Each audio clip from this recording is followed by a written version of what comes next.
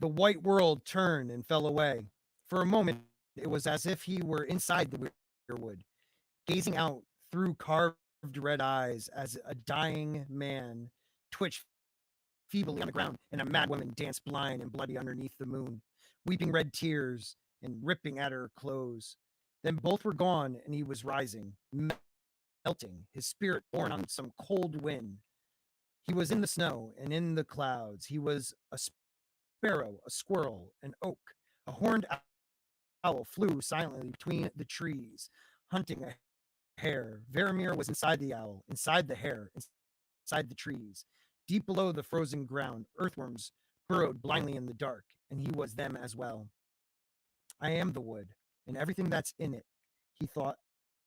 100 ravens took to the air, cawing as they felt him pass. A great elk trumpeted, unsettling the children clinging to his back. A sleeping dire wolf raised his head to snarl at empty air. Before their hearts could be beat again, he had passed on, searching for his own, for one-eye sly stalker for his pack. His wolves would save him, he told himself.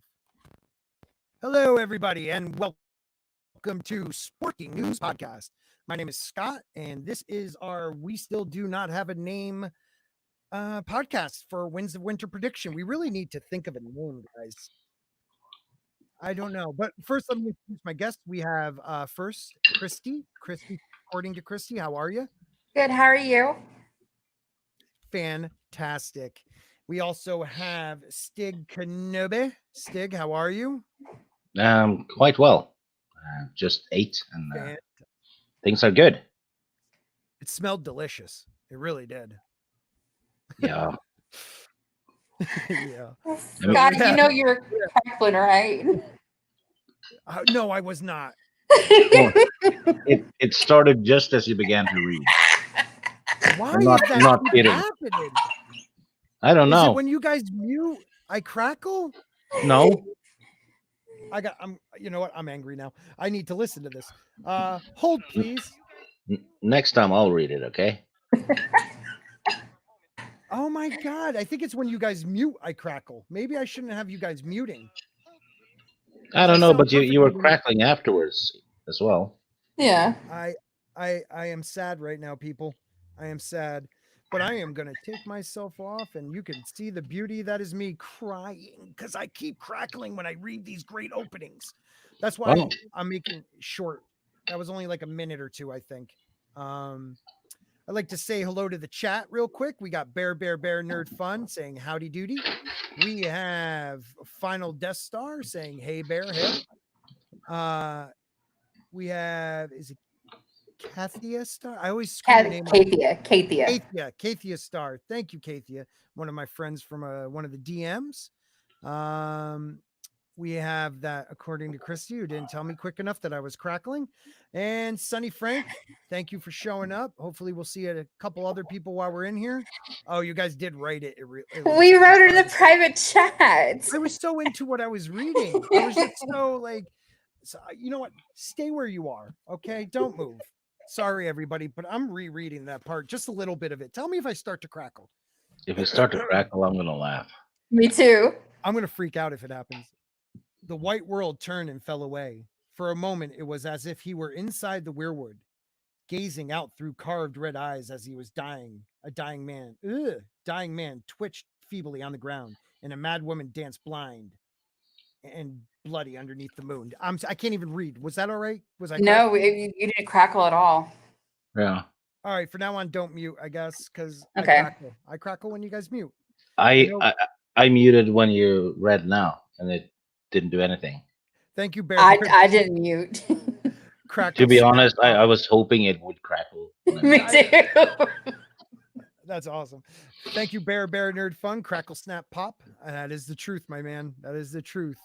Nancy is here, and we'll get going on to what we're about to talk about in a minute. Allow a couple more people to get in here, but I did check George R.R. Martin's Not a Blog, and he did write something on April 22nd, so that was just this past week, and he was talking about the Giants and the NFL draft. So no book yet, guys. Sorry. just have to be patient. You know, the longer it takes, the better the book will be. Do you believe that he did change the book because of what happened in the show, or did they even really know his plot lines? Because they're swearing one of the spoilers if you didn't watch Game of Thrones, the series, but those D&D guys are saying that one of the they said that he gave him 3 huge twists, and it was the R plus L equals J. It was one other things, and it was Bran being king at the end. Do you think he changes that or keeps Bran as king? I think Bran might be king in the sense that he's pretty much the only one alive, and he's at in the cave because he's not Okay. getting out of that cave.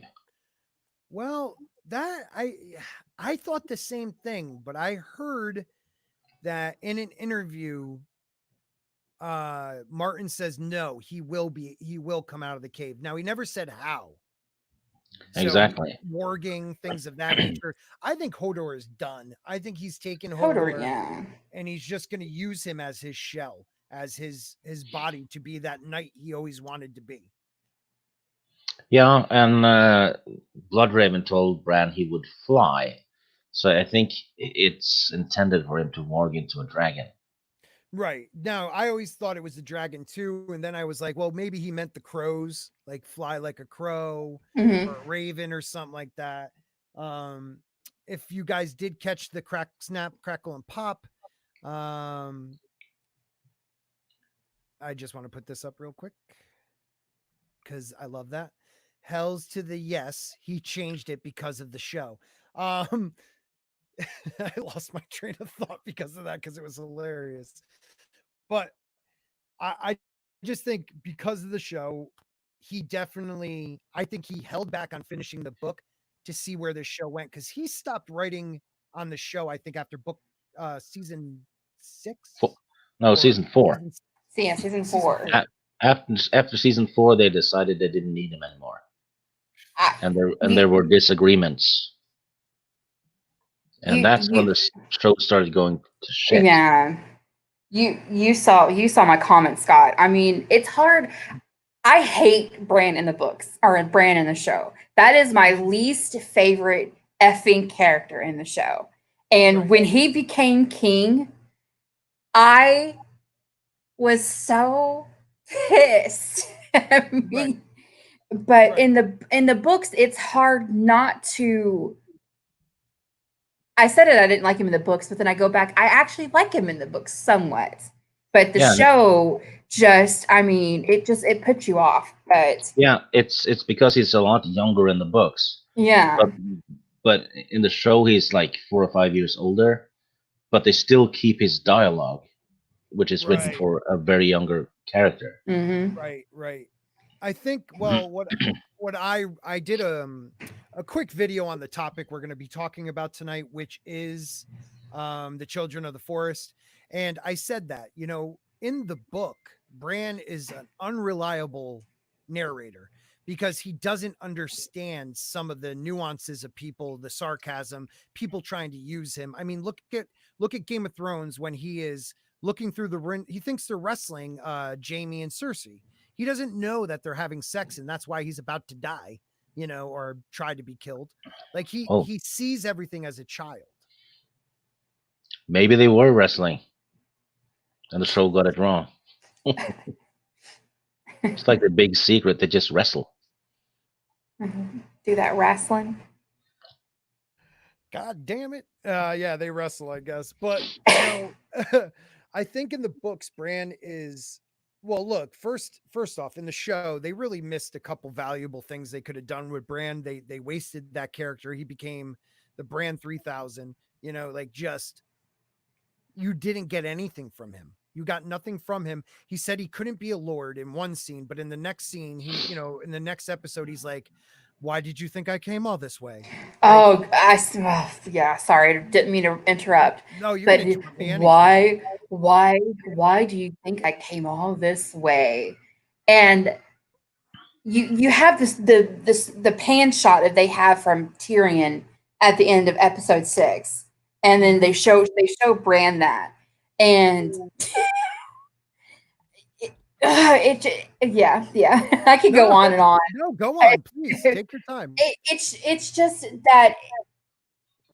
See, we all know season 8 sucked with the show, but that was kind of the nail in the coffin. Really, after season 1 through 4, Stig, I agree with Stig totally. Season 1 through 4 were awesome. That pretty much was book driven stuff. Season 5, yeah. For the most part, yes. Season 5, it was all right if they didn't have the Dorne storyline, how it was. Because Elia Martell or Ilaria Sand in the books is completely different versus the show. She's anti-war. Yeah, she's anti-war. They're trying to put Marcella on the throne versus having Tommen. And so it's just, yeah.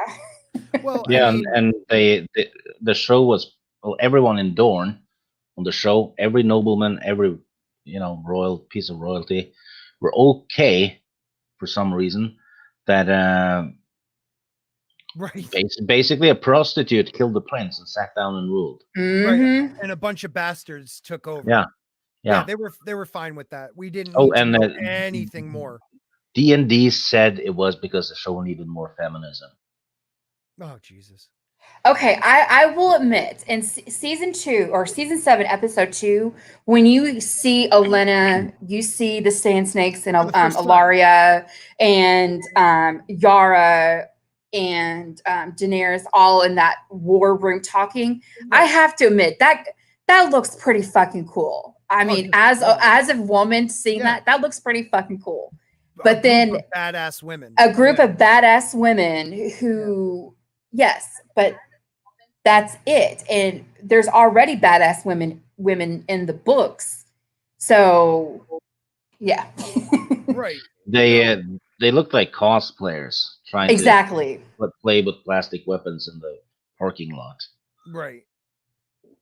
I mean, who's a bad pussy? Like what? I mean, like it just look, the show, even in the first 4 seasons, diverted from the books, and I understood. I could actually, like, okay, I understand that Rob's wife isn't really his wife in the books. It's a different storyline altogether, maybe because they just didn't want to bring in that whole element of a different family, so make this girl from across the narrow sea and something completely different. Okay, but then they kill her, and that bothered me because, like, well, no, she's not dead, and there may be an heir, and like, so they made changes in the beginning that bothered me, but I was like, okay, I can understand because it's a show. Yeah, after and season 4, it just what like, what were they thinking? Sorry if we're turning this into a bitch fest, people, but we need it again. Yeah, but devil's advocate though, some changes have to happen because you can't do internal monologue and stuff on a TV show. So they had to take stuff from that and turn them into lines for characters to say. Right. Stuff like that. I'm fine with stuff like that. And some things might get cut for budget reasons, Right.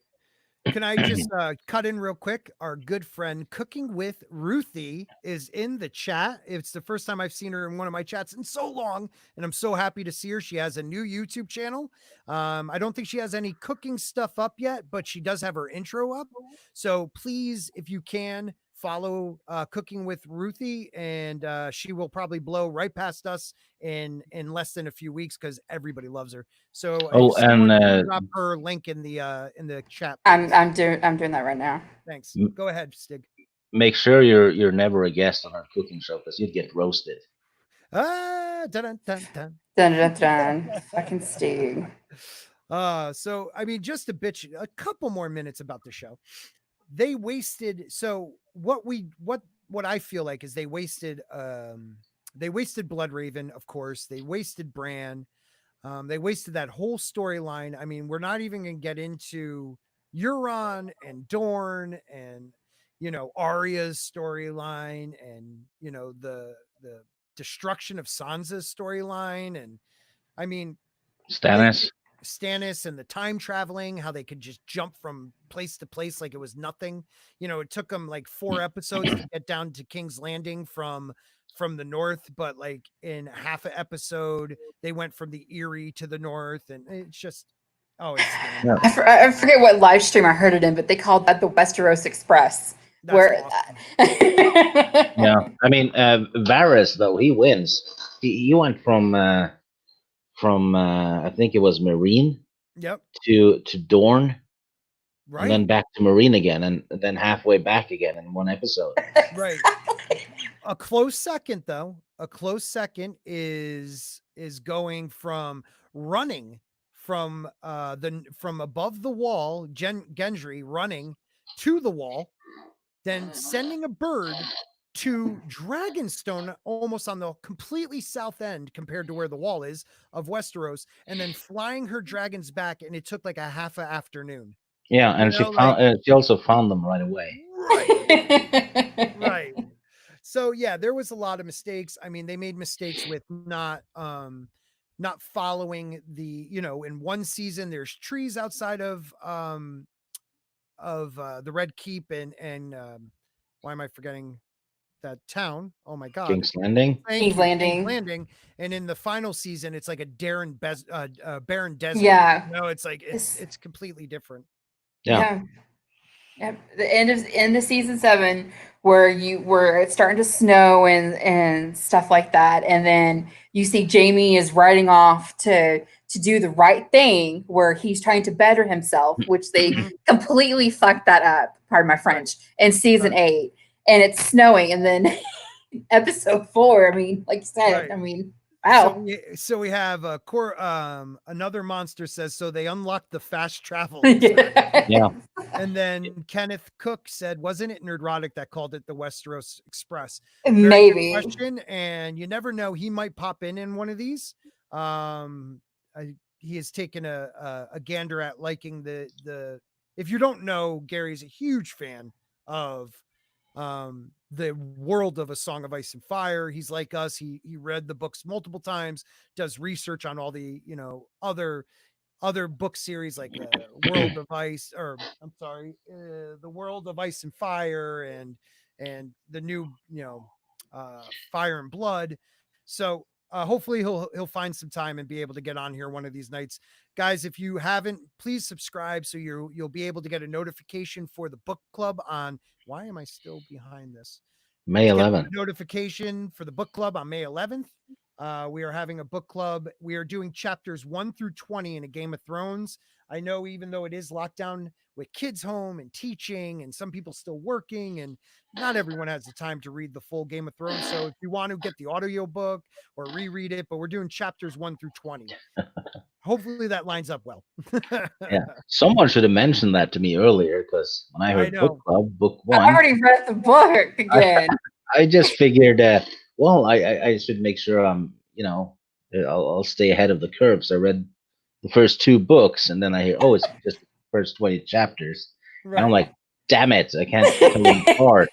Right.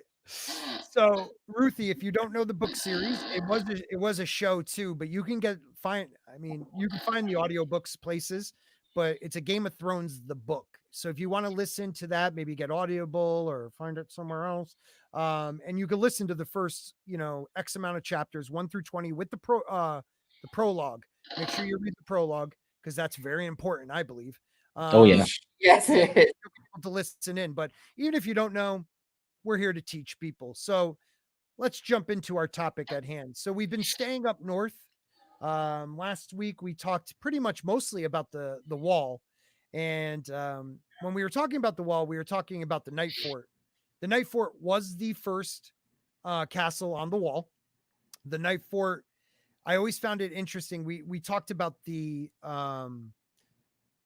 door underneath the wall, but I forgot that we didn't bring it up, that it's at the bottom of a well. And yeah. What did people do when they got rid of the baby in the bathwater? You know what I mean? They just threw it in the well. So when we were talking about, you know, maybe with the Night's King sacrificing children to the walkers or to the children of the forest, they threw them down that well. And somebody on the other side could be Cold Hands because he is able to enter that, open that door. I believe he can open the door. I don't know if he can come through it, but he can open it because he was once a brother, I would think. Or they have somebody working on that side to pick up those children and take their sacrifice. What do you guys think? I think you're absolutely onto something, because the Green Seers and the Children of the Forest have both been known to do human sacrifices, Mm-hmm. and they've also been known to use fire a lot. Yes. So, and who else uses fire and sacrifices? I think The Red R'hllor Priests, followers, yes. Mhm. and So they're what the do you only think two that about does it. sir? Right. So what do you think about that?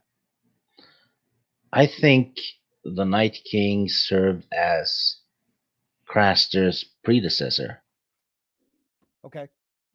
tossing And what do you, children in. who do you think he was? Was he a Bolton? Was he a Stark? Was he? Uh, Does I it don't matter? know. It might not matter. He could have been someone else entirely. We don't know. But uh, it It's could hard be. not to. If the White Walkers hate him, right? And Mhm. he used to be a Stark, because apparently he married a female White Walker. We believe, right? Yeah, and what if he kidnapped her? He did say he gave like he had desired her. We don't know. How did he get her through the wall though? That's my question. Through How that gate. so the barriers in the wall, that is the access they can get through. You know what I mean? Because there's supposed to be ancient spells in the wall. So if you go under it, you get through those spells. I Uh, always found that a little confusing. Because I yeah, know those because guys reanimate on the other side, the White Walker or the walk, the whites in a Game of Thrones, but they reanimated on the other side of the wall. It didn't mean that they walked through the wall as reanimated whites. But yeah, I don't think the wall protects against the undead at all. that's where I was Because going with that. yeah, because it protects against the White Walkers, Right. or so But we think. we think. I Yeah, think a clue George gave us, and I've never heard anybody say this, but after rereading it and listening to other people's shows, I think that was his clue to tell us the wall doesn't stop what they think it could stop. The wall is a yeah, barrier, but I mean, this White Walker made it through. And yeah, this was after the long night, correct? yeah. So Mhm. they were already on the other side of the wall. It wasn't like maybe, unless she got trapped somehow by herself on the right side of the wall, the Westeros side. We don't know the whole truth. There is ways for them to get through the wall without having to bring it down. That's what I believe now. Yeah, I'm gonna answer Kathia Star in the chat. She says, "How do you marry a White Walker?" She thinks it's necrophilia. It's not. The White Walkers are a, s- a separate race, but Right. they do make zombies by raising them from the dead. So he married one of the White Walkers, not one of the zombies, thankfully, Right. Right. because And that's that marriage would be dead in its tracks. I think that's a huge thing people don't realize. The White Walkers, like you just said, they are a race of their own. They have their own They are language. right. It sounds like crackling ice, and Mhm. they're beautiful. I don't know if you hear my little one screaming for me upstairs through the cat door. But they're beautiful. They're almost translucent at times, and other times they aren't. I mean, they are a species that we did not see in the show. We saw more like Stig and I have talked about. They look more horror-like in the show, correct, Stig? Yeah, Mhm. yeah. In the books, they look more like ice elves or something, snow elves Mm-hmm. in a way.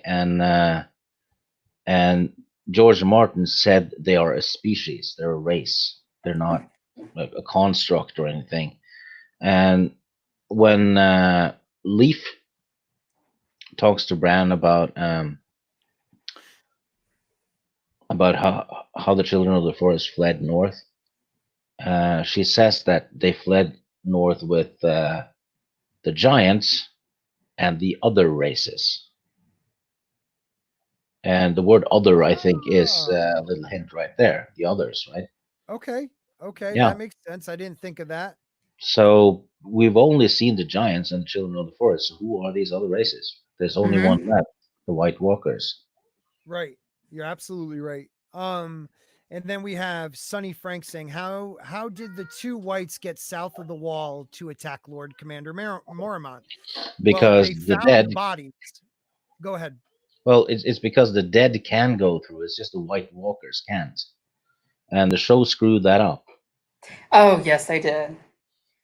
Well, also they weren't animated. Even if they were whites, we don't know if whites can actually make it through the wall alive yet. But what they That did doesn't is they just matter. reanimated on the other side. So there is a No, connection. when they found him on the other side of the wall, Right. the eyes were icy blue, just Right. like the whites. So the spell was in him, right? Oh yeah. I didn't think of But it that but he way. just didn't wake up. Right. Right. No, that makes perfect sense. So does Adam Price. Thank you for stopping by, man. Whites are just the dead bodies they reanimate. Of course, Yeah, yeah, and I agree Absolutely. with that. yeah. The confusion comes from the zombies being called whites, but then Right, the TV show calls the others White Walkers. So it's white, right? So it gets confused. right, right. Now, so, but do you think? All right, so my kid's screaming at me. 1 second, sorry. Go You can ahead, just listen Stig. to her. Yeah, just go ahead, Stick. Keep talking, brother. Oh well, sacrifice that bastard. It's on. I'll throw her through the well. Yeah. Yeah. So where was I? Yeah, the undead. Clearly, they can get through, Right. and the wall protects against the others. That's That has to be it. pretty much a given because they put the wall up when there weren't any undead around because the And long night had ended and all that. right, right. They were already gone into the far north. Yeah. Um, and also think about it. If it blocked all magic, then how is Blood Raven getting, even though there's werewolves on the other side, it would block that magic. So it doesn't block, like you said, it doesn't block magic per se. It is there to defend the realm of man from the White Walkers. What And we if don't know if it even works. We don't even know if it works. what if it's like an opposite magnet? It attracts them or it No. pushes them. You're saying it repels Yeah. them? Ice versus ice, right? Yeah. Yeah. Instead of Maybe having maybe fire. I don't know. That's interesting. That is interesting. Like it repels them something. Maybe there's something in the wall itself that Mhm. I've always thought that. yeah, What someone said there was a rumor of a dragon being frozen in the wall. I think it was right. mentioned in one of the books. Right. There's like an idea. Well, they think there might be one frozen in the wall. They think ice dragons live north of the wall. They think there's a dragon, a stash of eggs underneath Winterfell. I mean, there's theories about everything. And I don't Oh, remember someone wrote it in one of the books, right? It's in one of the books that a yeah, dragon is in the wall. yeah, and Varys Hmm. says that if he had gone deep below the Red Keep, Right. like really far, and he said if people knew what I saw down there, they would panic, Right. which is eerie as heck. Right. Because you don't know what he's talking about. Most people I think assumed it was a stash of wildfire, but it could be anything. Yeah, because it was really deep down, so even if it was wildfire, it wouldn't have much effect. So what I've always believed that Westeros is a post-apocalyptic world, not like technology like we think of today, but you have all these different areas of Westeros and Essos that have the oily black stone and the other black stone and like the bases of like the tower in the high tower in Old Town has that black base and the stone the sea chair in the Iron Islands. Like there was an ancient race and something happened where people had to go underground because there's tunnel systems everywhere. We read in the book that in A World of Ice and Fire that there was a tunnel system from the wall to Winterfell, and the two brothers, Grendel, Yeah.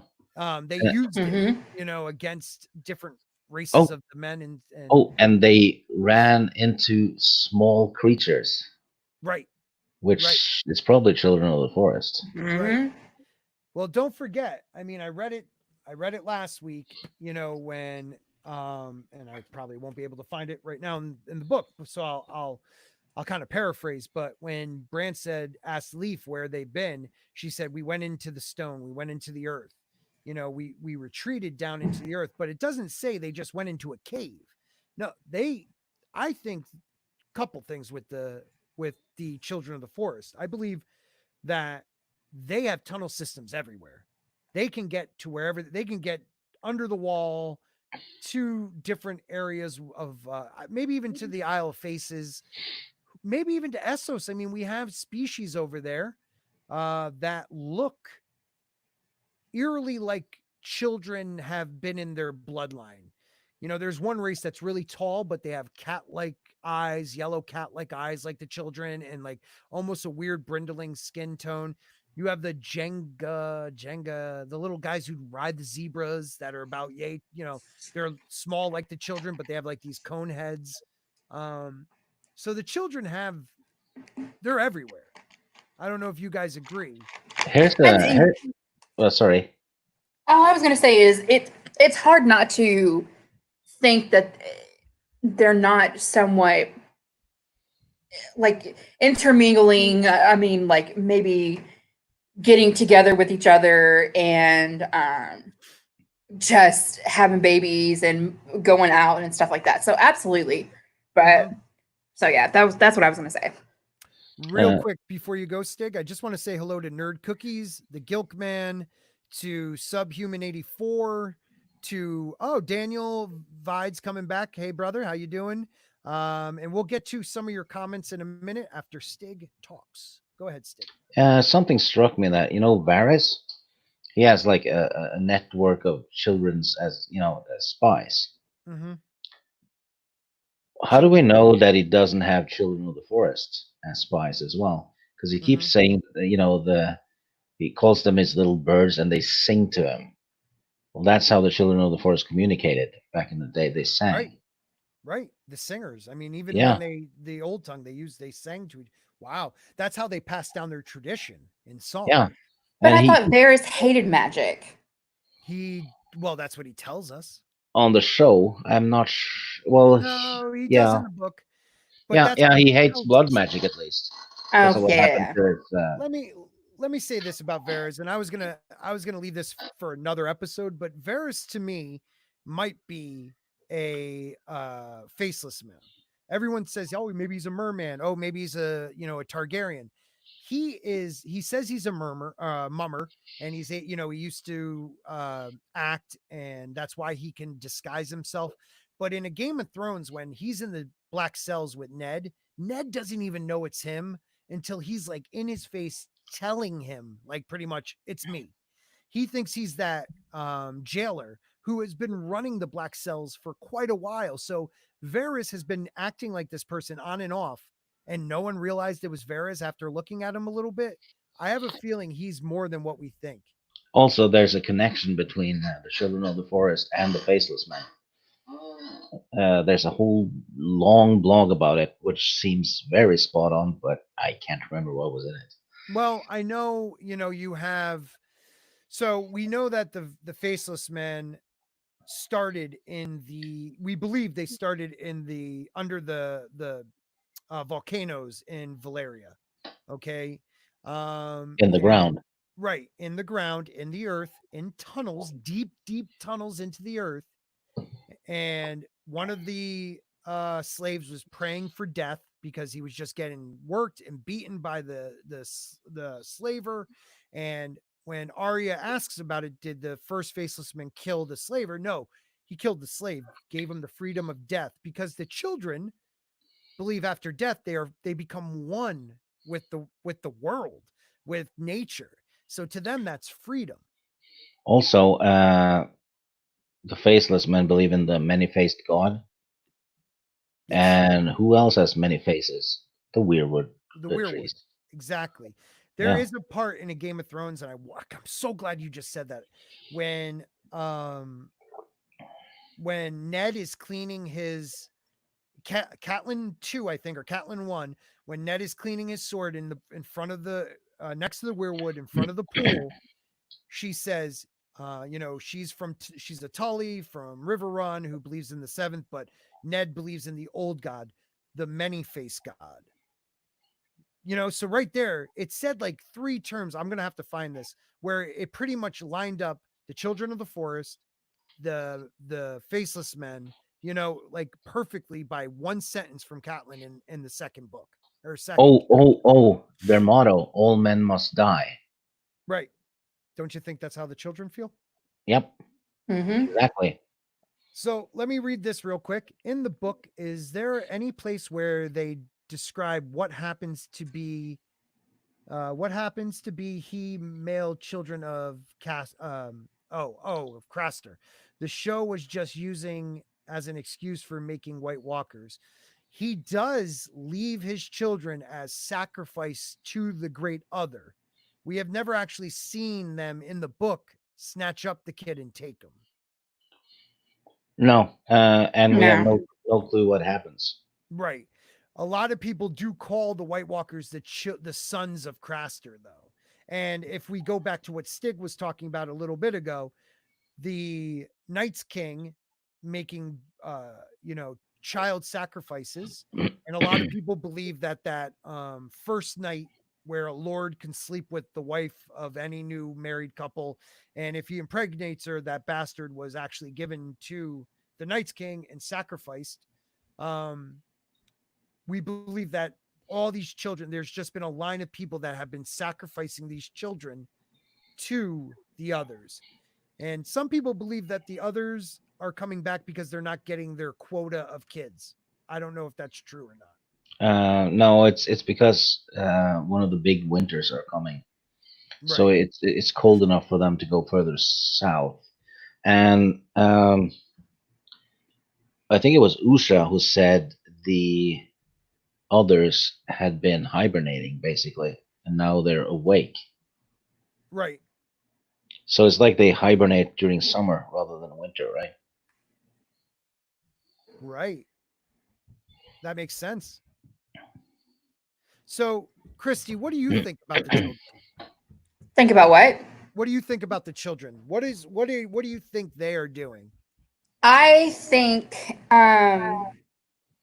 they're jerks after just reading much of it. And as you could tell, like even the children of the forest and the giants were fighting long before the first men and the Andals ever came to Westeros. And I mean, there's hints to what they were. I guess they're beginning a little bit, but it's hard not to think that they want their quote unquote land back. Like Stieg says it better than me, but I just truly believe that they are using Bran, using Bloodraven, or maybe even to some extent, maybe Bloodraven with all he tried to do to help the Targaryens, not the Blackfires, the Targaryens. Before we were going live, I had mentioned this. Trying to get back at Man for chopping their rearwoods, and there's just so much stuff like with the Grey King and of the Iron Island. I mean, there's just so much stuff that I'm just like, these little assholes. Right. Now, Yeah. do you feel like the Iron Islands were, because who were the first men's original gods? Does anybody really know that? We never hear that.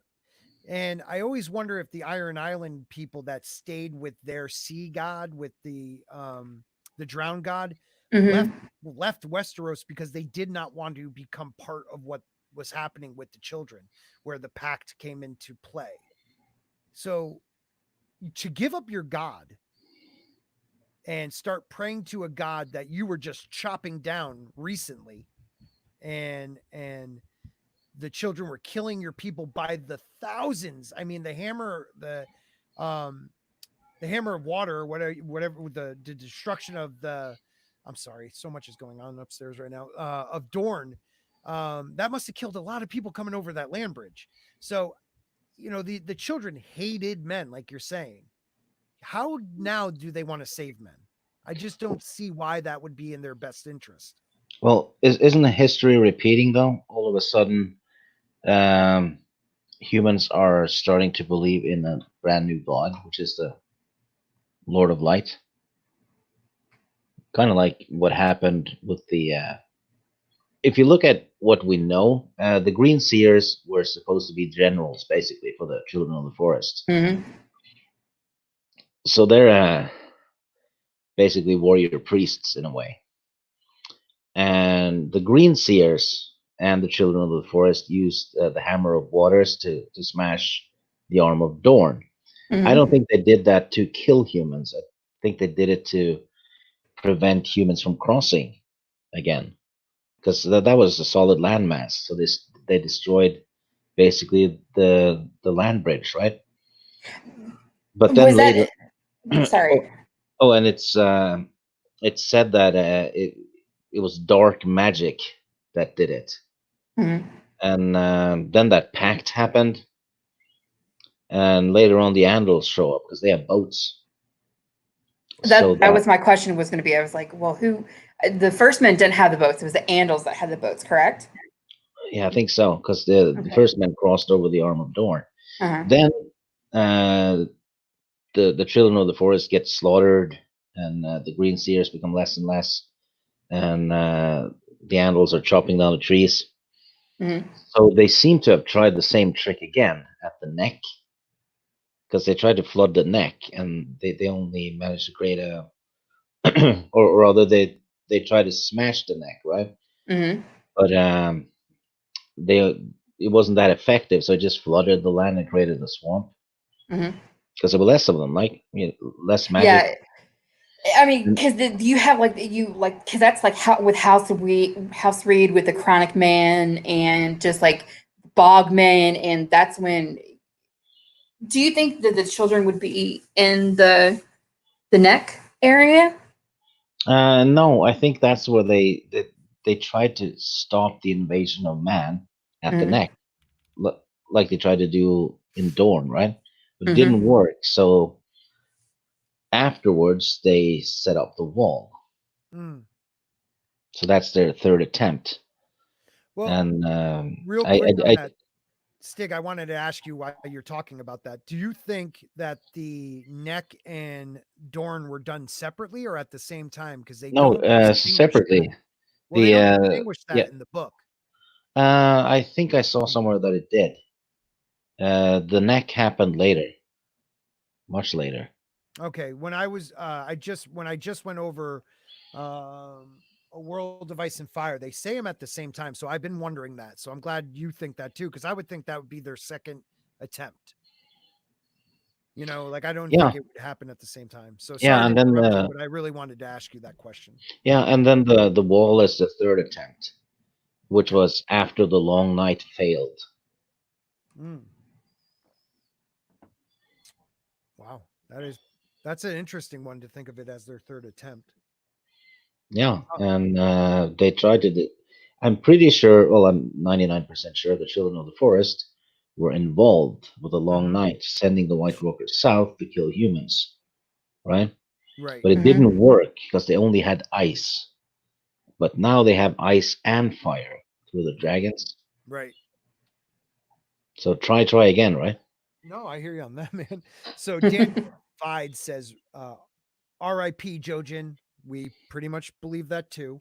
Yeah. I reread this time and I didn't want to believe it, but he isn't seen or heard from after that paste comes flying out.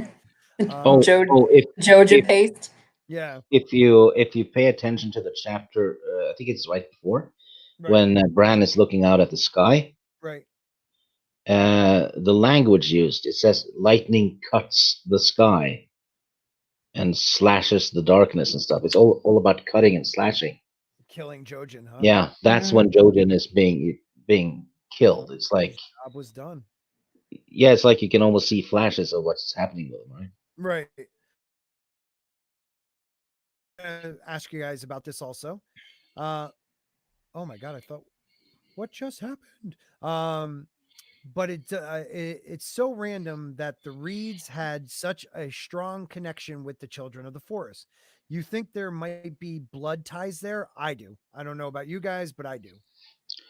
No, they're still human, but Jojen is a green seer. So you don't think there's children in their bloodline? Well, To make they're short, aren't they? The right, Cranach men are short. right.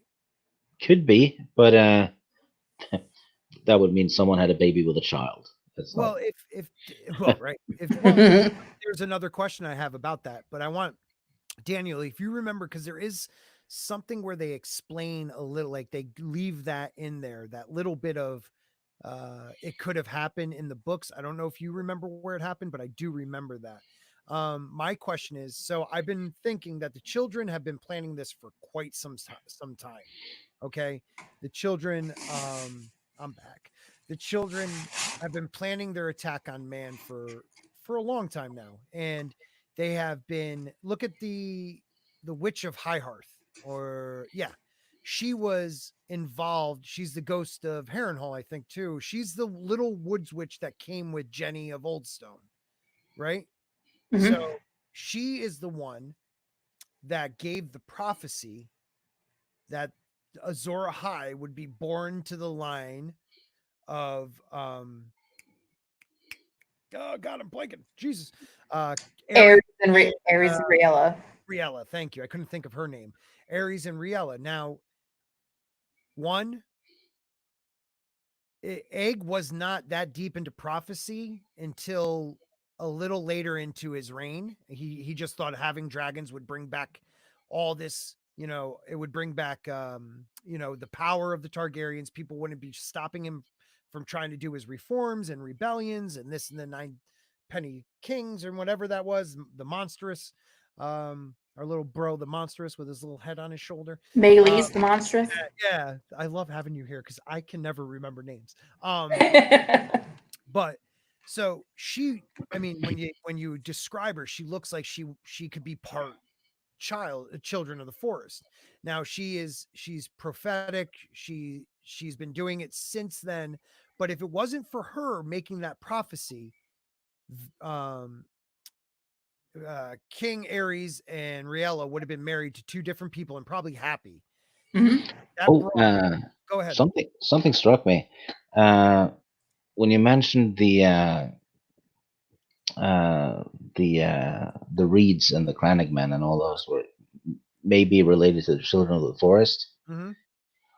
That area, they're known for eating big frogs, right? Yes. That yeah, Maggie the frog, Oh. she has prophecies too. Yes, she does. And we don't know where she's originally from. No, And her prophecy is something that drives Cersei crazy. Because The Valonqar prophecy, man. right, and the seers can see the future, the past, the present, because trees don't live in a world in time. The river doesn't flow for them like it flows for us. Mhm. yeah, So I'm personally, I think Azor Ahai is Jamie, and he's gonna make a sacrifice. I think it might be Cersei, but yeah, yeah, man, that I mean that's because the stabbing through the heart. yeah, because if you think about it, Cersei and Jamie are behaving like Targaryens, and there's a rumor that who was it, Ares or something had an affair with Tywin's wife, Mm-hmm. which means Tyrion might be his only son. See, I would have thought Tyrion could have been it because Doesn't he have Tyrion. dragon dreams? Well, he has dragon dreams.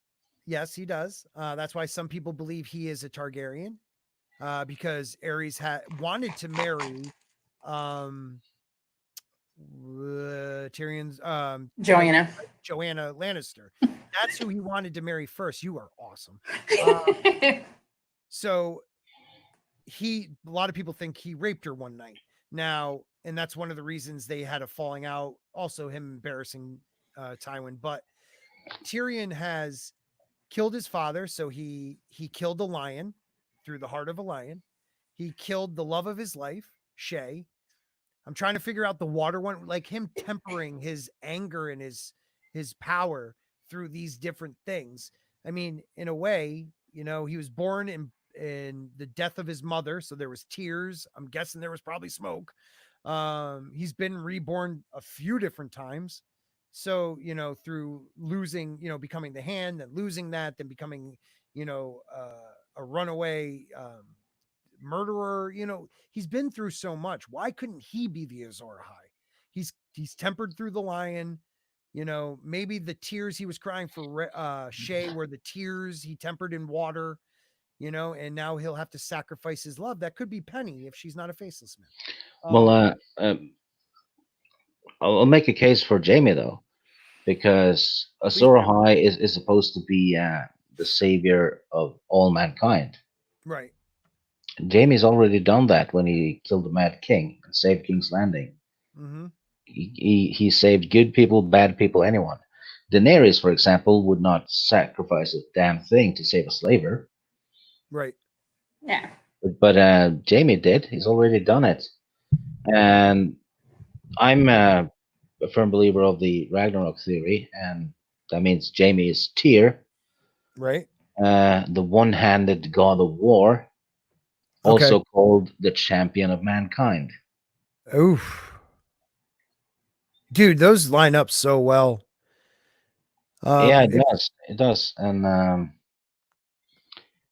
it says when the red star bleeds, which I do believe is the comet.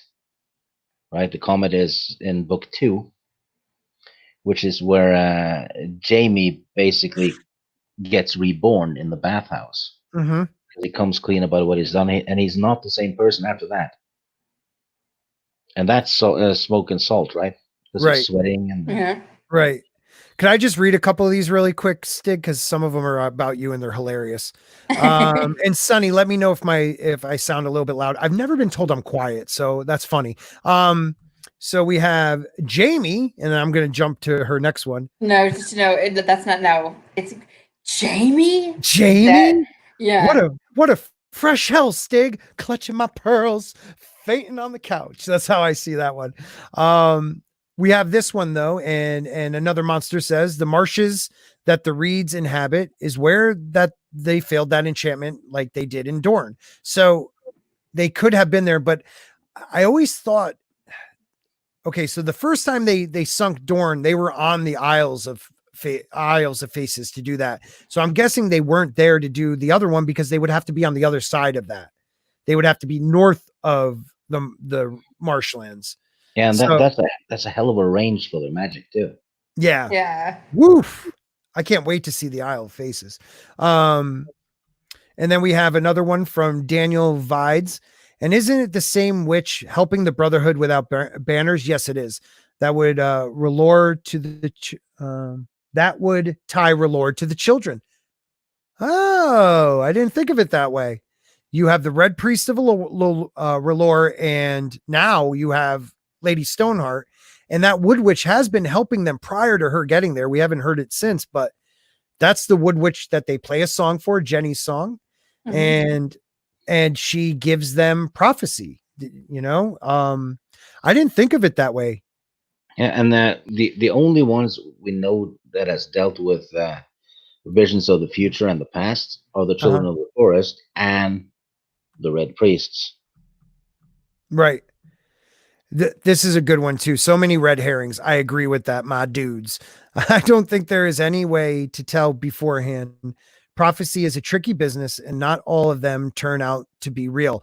Agreed. We have spoken about that before. We have spoken about how some prophecies that are given, these people make the prophecy come true, like Cersei on her own. You know, having children with Jamie, and, you know, she didn't have to do that, but she had the children with Jamie and, you know, all the bastards that Robert had. But the death of her children, she is so worried about them dying that she's putting them in harm's way. So that's a very good point. Thank you, Sonny. I always thought Cersei in the books she cared for her children, but it didn't. It's like No. in the show, they made her more motherly Yes. than in the books. Oh, okay. So In the book, she is actually less, and she doesn't really. She loves Joffrey because he's the king, firstborn. Yeah, The but others are just tools in a way. I think. Go ahead. to be fair though, she doesn't get a POV chapter until book 4. yeah, that's true. Even in that one, though, she's crazy. Oh yeah. Of course, another monster Tyrion is totally 100% Targaryen. Stig, following that line of reason, I'll agree. It was great blog. Now pick up your pearls. Yeah. Well, I mean, going back to what she said about prophecies are a tricky business, and not all of them are going to turn out to be true, which is cool. But that's what's the great thing about stuff like this, like talking on the internet and just trying to figure out some things. Because when Dany goes into the House of the Undying, this is completely different. Oh no! And then you read the book, and they're basically talking about the War of the Five Kings. But didn't the Woods Witch basically say the same thing with the Brotherhood Without Banners when Arya was there too? Or I know they something like that. Yeah, to the effect maybe. I know with Arya though, they talk about all the eyes she's gonna, all the eyes she sees. She's actually scared of Arya. I don't remember that. Is somebody in the chat, if you remember, throw that in. Did the Wood Witch have almost the same vision of? I think you're right, because the Wood Witch has not been wrong yet. The Ghost of Highheart has not been wrong yet. Yeah.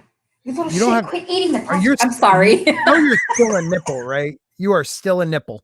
I love Who is? You are. You're a nipple on my screen. I'm not. Yeah, I'm watching you on YouTube right now. You're a nipple. Yeah. Stop showing your boobs, lady. Yeah. So Happy Dinosaur says, damn it, my neighbor is still having his music loud as a bazooka.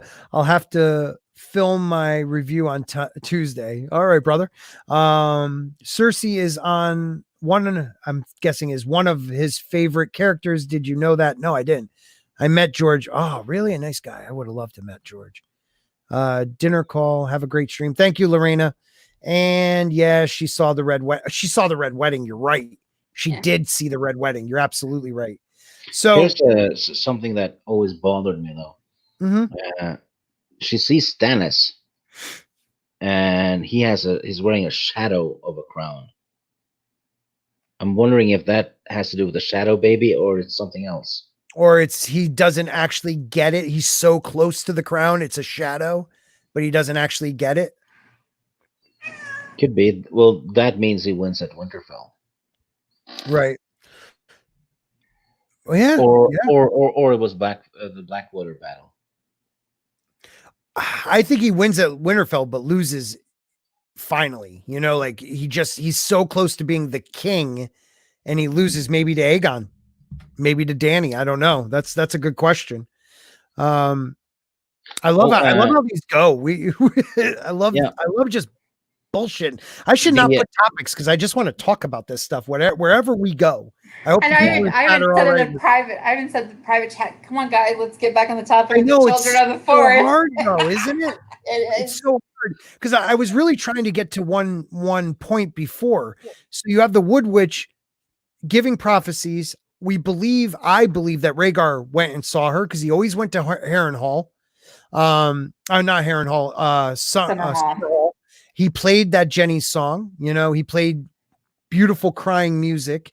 And he truly believed the prophecy that he was first going to be the prince that was promised, but then believed it was in his bloodline. So every action that happened after she made that prophecy was the downfall of the Targaryens. Because if it wasn't for him believing he had to have 3 heads, which I'm still wondering where he got that from, was that in the scroll he found as a young boy before he said, I need a sword, you know, I need to be a warrior. Because they said he was always in the library. I always wondered why he thought there had to be 3 heads, but because of that and his wife not being able to bear children, it almost killed her after Dany, right? No, not Dany. I'm sorry. Aegon. After Aegon, that he went and found another wife, you know, a strong wife, a fire and ice wife, you know? Well, and that's what kind of made me mad about the whole with the three heads of the dragon, is because how do you know it had to be three children versus I saw that versus just like three kids from that generation, like because Danny would essentially be the same generation with Rhaenys and Aegon. Right, Alaric. generation. Right. Yeah, I mean, it's just little stuff like that. I'm just like, I don't. I mean, yeah. Right. No, that's a very good. Jenny, I got your number. You know, go on, Stick. one of the visions Danny has is of a woman being savaged by four little rat-like men. Mm-hmm. Do you think that could be the children of the forest killing Mira Reed? Ooh, I always took Oh. that as the kings and the woman was Westeros, but wow, yeah. I never thought of that. Look, the children are evil. I think they're evil. I wish Jane Theory was in the chat right now because she does not think they're evil. I don't think they're evil either. I think, like Well, everyone human. else, that they're gray. They certainly have the right to take the land back, Right. right? Because it was taken from them, but they're using evil means to do so. But don't we do that though when we get a rat infestation or something? Mm-hmm. Right. It's not pleasant for the rats, is it? Right. And also don't forget what George says. He says you're the hero of your own story. Yeah. Right. George is the one that said that. You're the hero of your own story. So they don't think they're bad. I think what happened is they went into the earth, they found tunnel systems or created these tunnel systems where they can go almost anywhere. There's tunnels under King's Landing. There's tunnels under the rock, Castery Rock, tunnels under Winterfell. There's tunnels everywhere in Westeros and probably in Essos too. I just believe that the children their green seers are able to see everything. Now you tell me this: 1 in 1,000 men are skin changers. 1 in 1,000 skin changers are green seers. Yeah. So that's like 10. Is that 10,000 in one? Yeah, but think about this though. That's a lot. Back in the day, the children of the forest had a lot of green seers. Right. They did. Yeah. Now, men, think about what we talked about behind stage, the Ward King, right? The Ward King, and we're not going to talk about who we think he might be. We'll talk about that on the next episode, maybe. But the Ward King, that's how they say it got into the Stark line. But how did he get it if he wasn't part children of the forest? So now you have to be part children, not first man to be a green seer, right? Like, don't you have to have their bloodline? Could be. And maybe that bloodline is what they use for the blood sacrifice. Right. Okay. I don't know. Yeah. Like, because The look, King's blood thing makes no sense because not all of them have Targaryen blood, I think. Right. We all think Targaryen blood is Actually, Varys could have Targaryen blood because his name ends with is. Right. Right. And he shaves his head, maybe to hide his Targaryen silvery hair. Right. But when the children sacrificed all, maybe even children or men that they captured to do the magic of the Hammer of the Water, those were not Valerians. Those were first men, unless first men are, they came from Essos. Are they of that bloodline too? Like, it's not just King's blood in R'hllor, I believe, is Valerian. I think King's blood for R'hllor magic is Valerian blood, but first men, I believe, is old god magic. The others type of magic. Yeah. Because how are they doing magic if they didn't have Valerians or people from Valeria? So it's two separate bloodlines for cold and one for fire. Or maybe they're just telling the priests that so they would sacrifice people who are a threat, like Targaryens. Mm-hmm. Right. Because And if if the children of the forest and the green seers can see the future and send visions, which we know they mhm. can, the only one who's getting a steady supply of visions are the red priests, and especially Melisandre, and she feels more powerful near the wall, which means she has a better reception, right? Right. She's closer. But so if you, like I said, I think I said this last time. Yes. Blood sacrifice. Uh, Stannis is a follower of R'hllor, Mm-hmm. and he kills tens of thousands of wildlings right outside the door of the wall. So how is that not a blood sacrifice if one of their followers is doing it? Oh, that's true. Every battle he's in is a blood sacrifice. If you Yeah, think of it that way. but that one was they got rid of. The wildlings are the ones who can warn about what's going to happen, Mm-hmm. right? So if they get stopped, people are unaware of it. Right.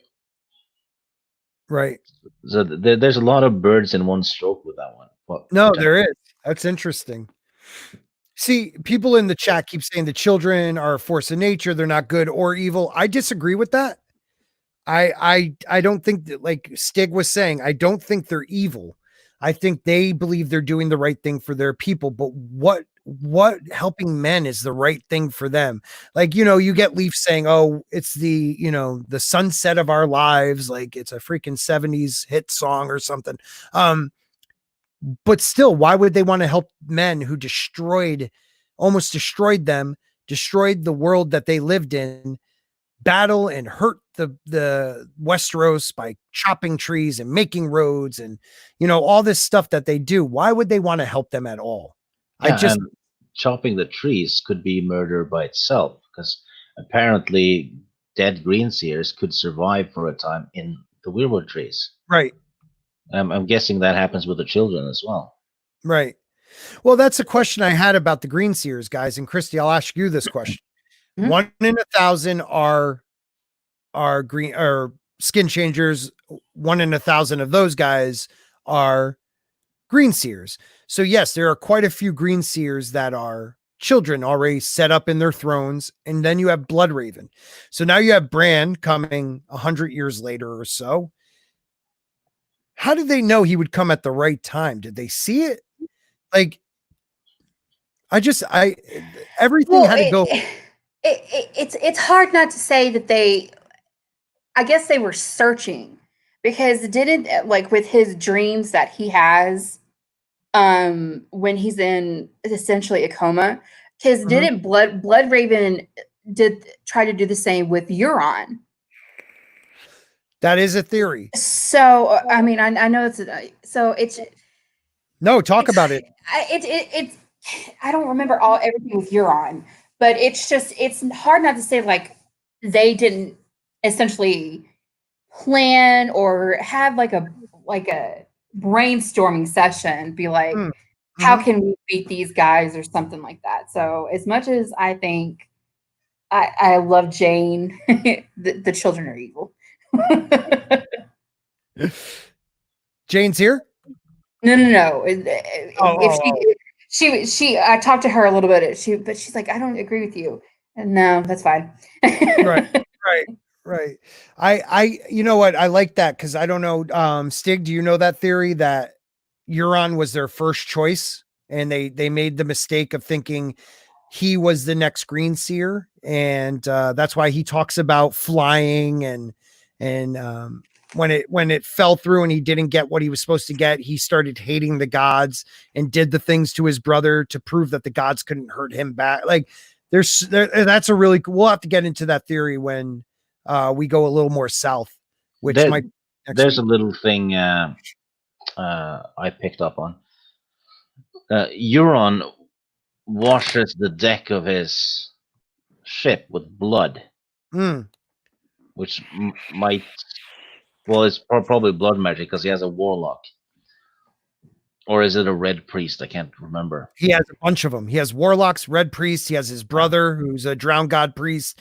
He has seps and septas. He's ready for a massacre for a blood magic. Yes. Yeah, and Daenerys is supposed to be betrayed once for gold, right? Yes. Which Hasn't happened yet. I thought that was Jorah. No, that was he didn't get paid for it. Well, he was going to get he was going to get his status back. So I always assumed that was the gold, and that's true. We don't know. We don't know. But here's a little thing look. I looked up. The name Euron is a Welsh word for gold, and he said, really? Yeah. Dang. And Dario means rich, which ties into my theory of them being the same person through Faceless Man skills. Jeez, it's amazing. It's amazing what George has done. He has spun so many different cultures, which I think, after speaking with you, the Norse mythology of Ragnarok is the main. It's not just the Yorks and the Lannister. No, that's just that's just the war elements. That's just the war elements between those two families. I think the story is Ragnarok, but he also does touch on other historical, mythological things and wraps them all together in this present that he's given us. That's why I wanted to do this with you guys, because there's so many routes you can go when you're talking about this stuff. And this is why it takes so long to write it. You know? Well, it gets more and more in depth. Yeah, and there's a couple of other reasons I think Euron and Dario is the same person as well, because Dario has a blue beard. When Euron returns to the Iron Islands, he's shaved, but he has blue lips. Mm-hmm. So shave the beard, but some of the paint is still on the lips or something. I think he drank Shade of the Evening. Yeah, that's it. Yeah. Oh, fair enough. But the dagger. dagger. Some people thought it was Benjen and Dario. No, I don't think so, because the hilt of Dario's dagger is the same shape as the figurine on Euron's ship. The woman? Yeah. Yep. You even see it in the show. And Theon says every gift from Euron is poisonous. The first gift Dario gives Daenerys is a poisonous flower. Oh, Jesus. Oh, yeah. And Dario captures 96 ships for Daenerys. Mm-hmm. Later on, when Euron is talking to Victarion, he gives him 96 ships that he's recently acquired for Euron to use to attack Slaver's Bay. 96, exact same number. Holy shit. Yeah. Damn. And there was something else. I can't the only remember. thing I can say to that too is that and the timeline lines up, because Dario is always away when Euron is at the Iron Islands. It's a cool thought, but in one of Reek's chapters, when he's talking about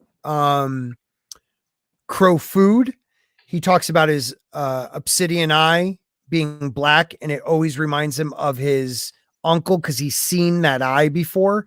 So how would Dario, what is he put in a fake eye that looks real? Like that's the only thing that I would say kind of gets it.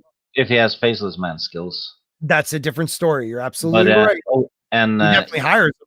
Yeah, and Euron is called Euron's Crow's Eye. Isn't it? Yeah, it's Crow's Eye. Crow's Eye. Yeah, yes. Yeah, and he says, he's the last storm and all that. Yeah. Can I just say something real quick? I'm sorry. Dario is. I just want to invite Jane. I'm inviting you in. We're talking about the children. I hope you guys don't mind, but I'd like to hear her view on it. And Jane's fantastic on panels. Is that absolutely okay? I'm sorry to put you guys on, but Jane is amazing when it comes to this stuff, and I really want to hear her view on this. So I apologize for just throwing that as a looper there. So Jane, if you have a second, I just want to hear your debate on why you think they're good.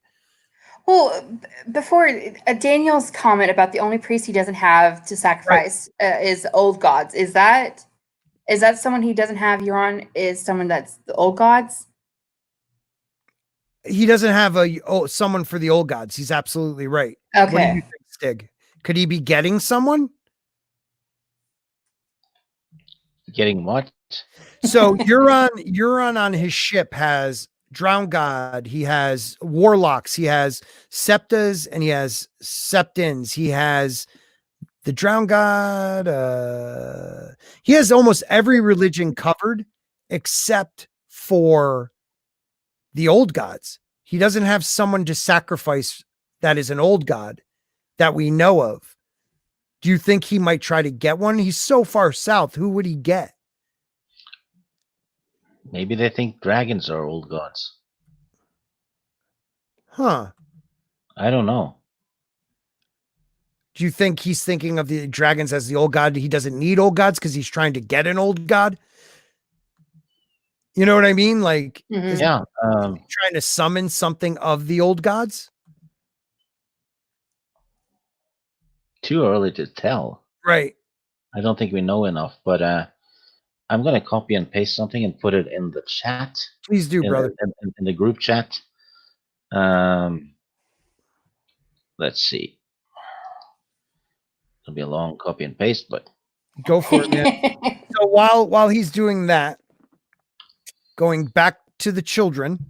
Yeah, and enjoy. There it is. Oh, okay. All the Euron Dario stuff. Oh, sweet. We will have to check that out. Hold on. Hey, we've gone off topic enough. Let's check this out. And I don't see it in there. Oh yeah, Dario's mercenary group is called the Stormcrows. Holy shit! Yeah, and Euron says, "I'm the last." Euron Crow's Eye says, "I'm the last storm, the first and the last storm," or something. My question about that is, everyone thinks he hired a faceless man, Jaqen, to kill his brother on the bridge, and he paid with a dragon egg. Right? Do you think he couldn't do it because he is a faceless man and he knows his brother? Because that's one of their rules, right? Bran has a vision about a man with no face throwing someone off a bridge. That's how Balin dies. Meets a faceless man on the bridge. And it's during the storm and all that, so pretty sure that's what happened. A faceless man got him. Right, but one of the rules is a faceless man can't kill another faceless man. So wouldn't that say he might be a faceless man because he wouldn't kill his own brother? I thought maybe because he doesn't say he talks about kinslaying all the time.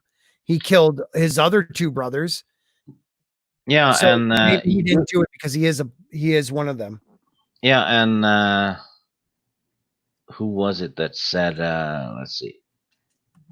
It's something about Euron having to kill a king to pay a blood price. Yeah, he killed his brother who was a king. He's paid that price. If it was him who killed him, right? And just after Balin dies, Euron magically shows up. He's just off the coast. Right, like the next day, doesn't he? Yeah. So yeah, that he's one we're gonna have to have a topic on when we go south, because the first of all, the show did him so wrong. Who, Euron? Oh God, yeah. Yeah, he's a hot topic pirate. Oh God, he's so horrible in the show, and that actor's not a bad actor, but God, man, I don't know. It drives me insane just to even think about what they did to poor Euron. You know what my all-time favorite line though is? I got 1,000 ships in two good hands. When he did, and then here's another one. Euron tried to sneak Ironborn into Old Town by disguising them as Tiroshi. Dario is supposedly a Tiroshi. Oh, could I read my first ever super chat? That's hilarious that he put super chat. I'm expecting when I get monetized that the Ancient One brings it. Super chat. A video of Stig Kenobi transforming into a cute fuzzy squirrel with what is that? Ankle Anky? Oh, Ankh symbol. It's like Ankh a tail. symbols. Yeah. Okay, on his fur where he does evil things to Mary Mayhem's lawn and blames it all on evil Sith Lord. That's Wow. funny. That is That's a reference to an old improv we did on Shenanigans last year, I think. Oh, really? That's great. Yeah, I had to play someone who had pooped on Mary's lawn. That's fantastic. And Thank you for Ancient showing One up. is never letting me forget it. That's awesome. Hi, Jane. Hey, Jane, Hi, how Jane. are you? Good. How's it going? It's going well. Jane, do you know, have you streamed with Stig before? Yeah. Okay. I think so. Yeah. Okay, Don't everybody. remember where it was, but No. Oh, it might have been the one that you jumped off of because I was an idiot. Okay. Probably people on that stream. No, I think it was on one of the things. Maybe it was Queen's Council. Yeah, I think that might would. Yeah, probably. Probably. So, Jane, we are talking a lot of different things, but the main topic tonight was the Children of the Forest. Please tell us why you think. I'm not saying, look, I understand in their own story they're not evil, but are they doing something against man? Are they being honest? I mean, I think they are. I mean, one of the things you were talking about in your video was that they may be manipulating Bran or using him as sort of like a tool toward their own ends. Mm-hmm. And I don't really think so, because and this is entire speculation just based on their story and the powers that the Starks appear to have. My guess is that there's some sort of biological link.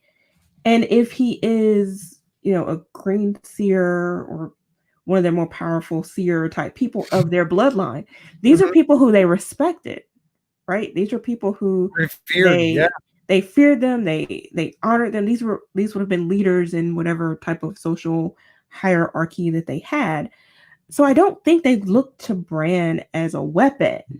I think they're looking at him as the same way they would have looked at their seers, as someone who can guide them through this danger that's coming. Okay, I kind of see what you're saying there. And if humans benefit, it's just sort of. Well, that's what I think they're using. So look, we got Bloodraven. Bloodraven has a reason to be angry at the world of men. Okay, he did everything for the Targaryens, for Westeros, and he was always treated like crap. And then he was sent to the wall after pretty much putting Aegon on the throne. His first act was to send him to the wall. And then up there, he had, like Stig has brought up before, Aemon and him talking about old prophecies, things of that nature. And he disappears into the woods. He becomes part of the Weirwood net. You don't think they took him in because they were like, look, we have battled men before and we do not know how to beat them. This guy knows how to beat men. So let's take his consciousness and bring it into our fold to be part of us. And then when Bran comes, the younger version, when we truly need to fight man, he will be ready to fight. Well, I wonder sometimes if they foresaw in him the possibility of him being a good teacher for Bran. So, because presumably through the Weirwoods and possibly even through other means that we're not yet aware of, I do believe that they're watching what's happening in the world of men. And they may have been contributing in some way to, or they may have saw in him something that meant or showed them that this guy could be a temporary stand-in. I do think that that what they foresaw or what they were looking for was someone like Bran or Bran himself. Because I think what we see in Bran is this reoccurring type. Not that he's being reincarnated, and I don't think he's time traveling either. I've heard that theory, but I think that he's a type that keeps coming up in this particular bloodline, and that's what they were waiting on. And perhaps they saw this as an opportunity to help influence Bran's ultimate becoming part of their family or part of their network again. Okay. Stig, what do you think?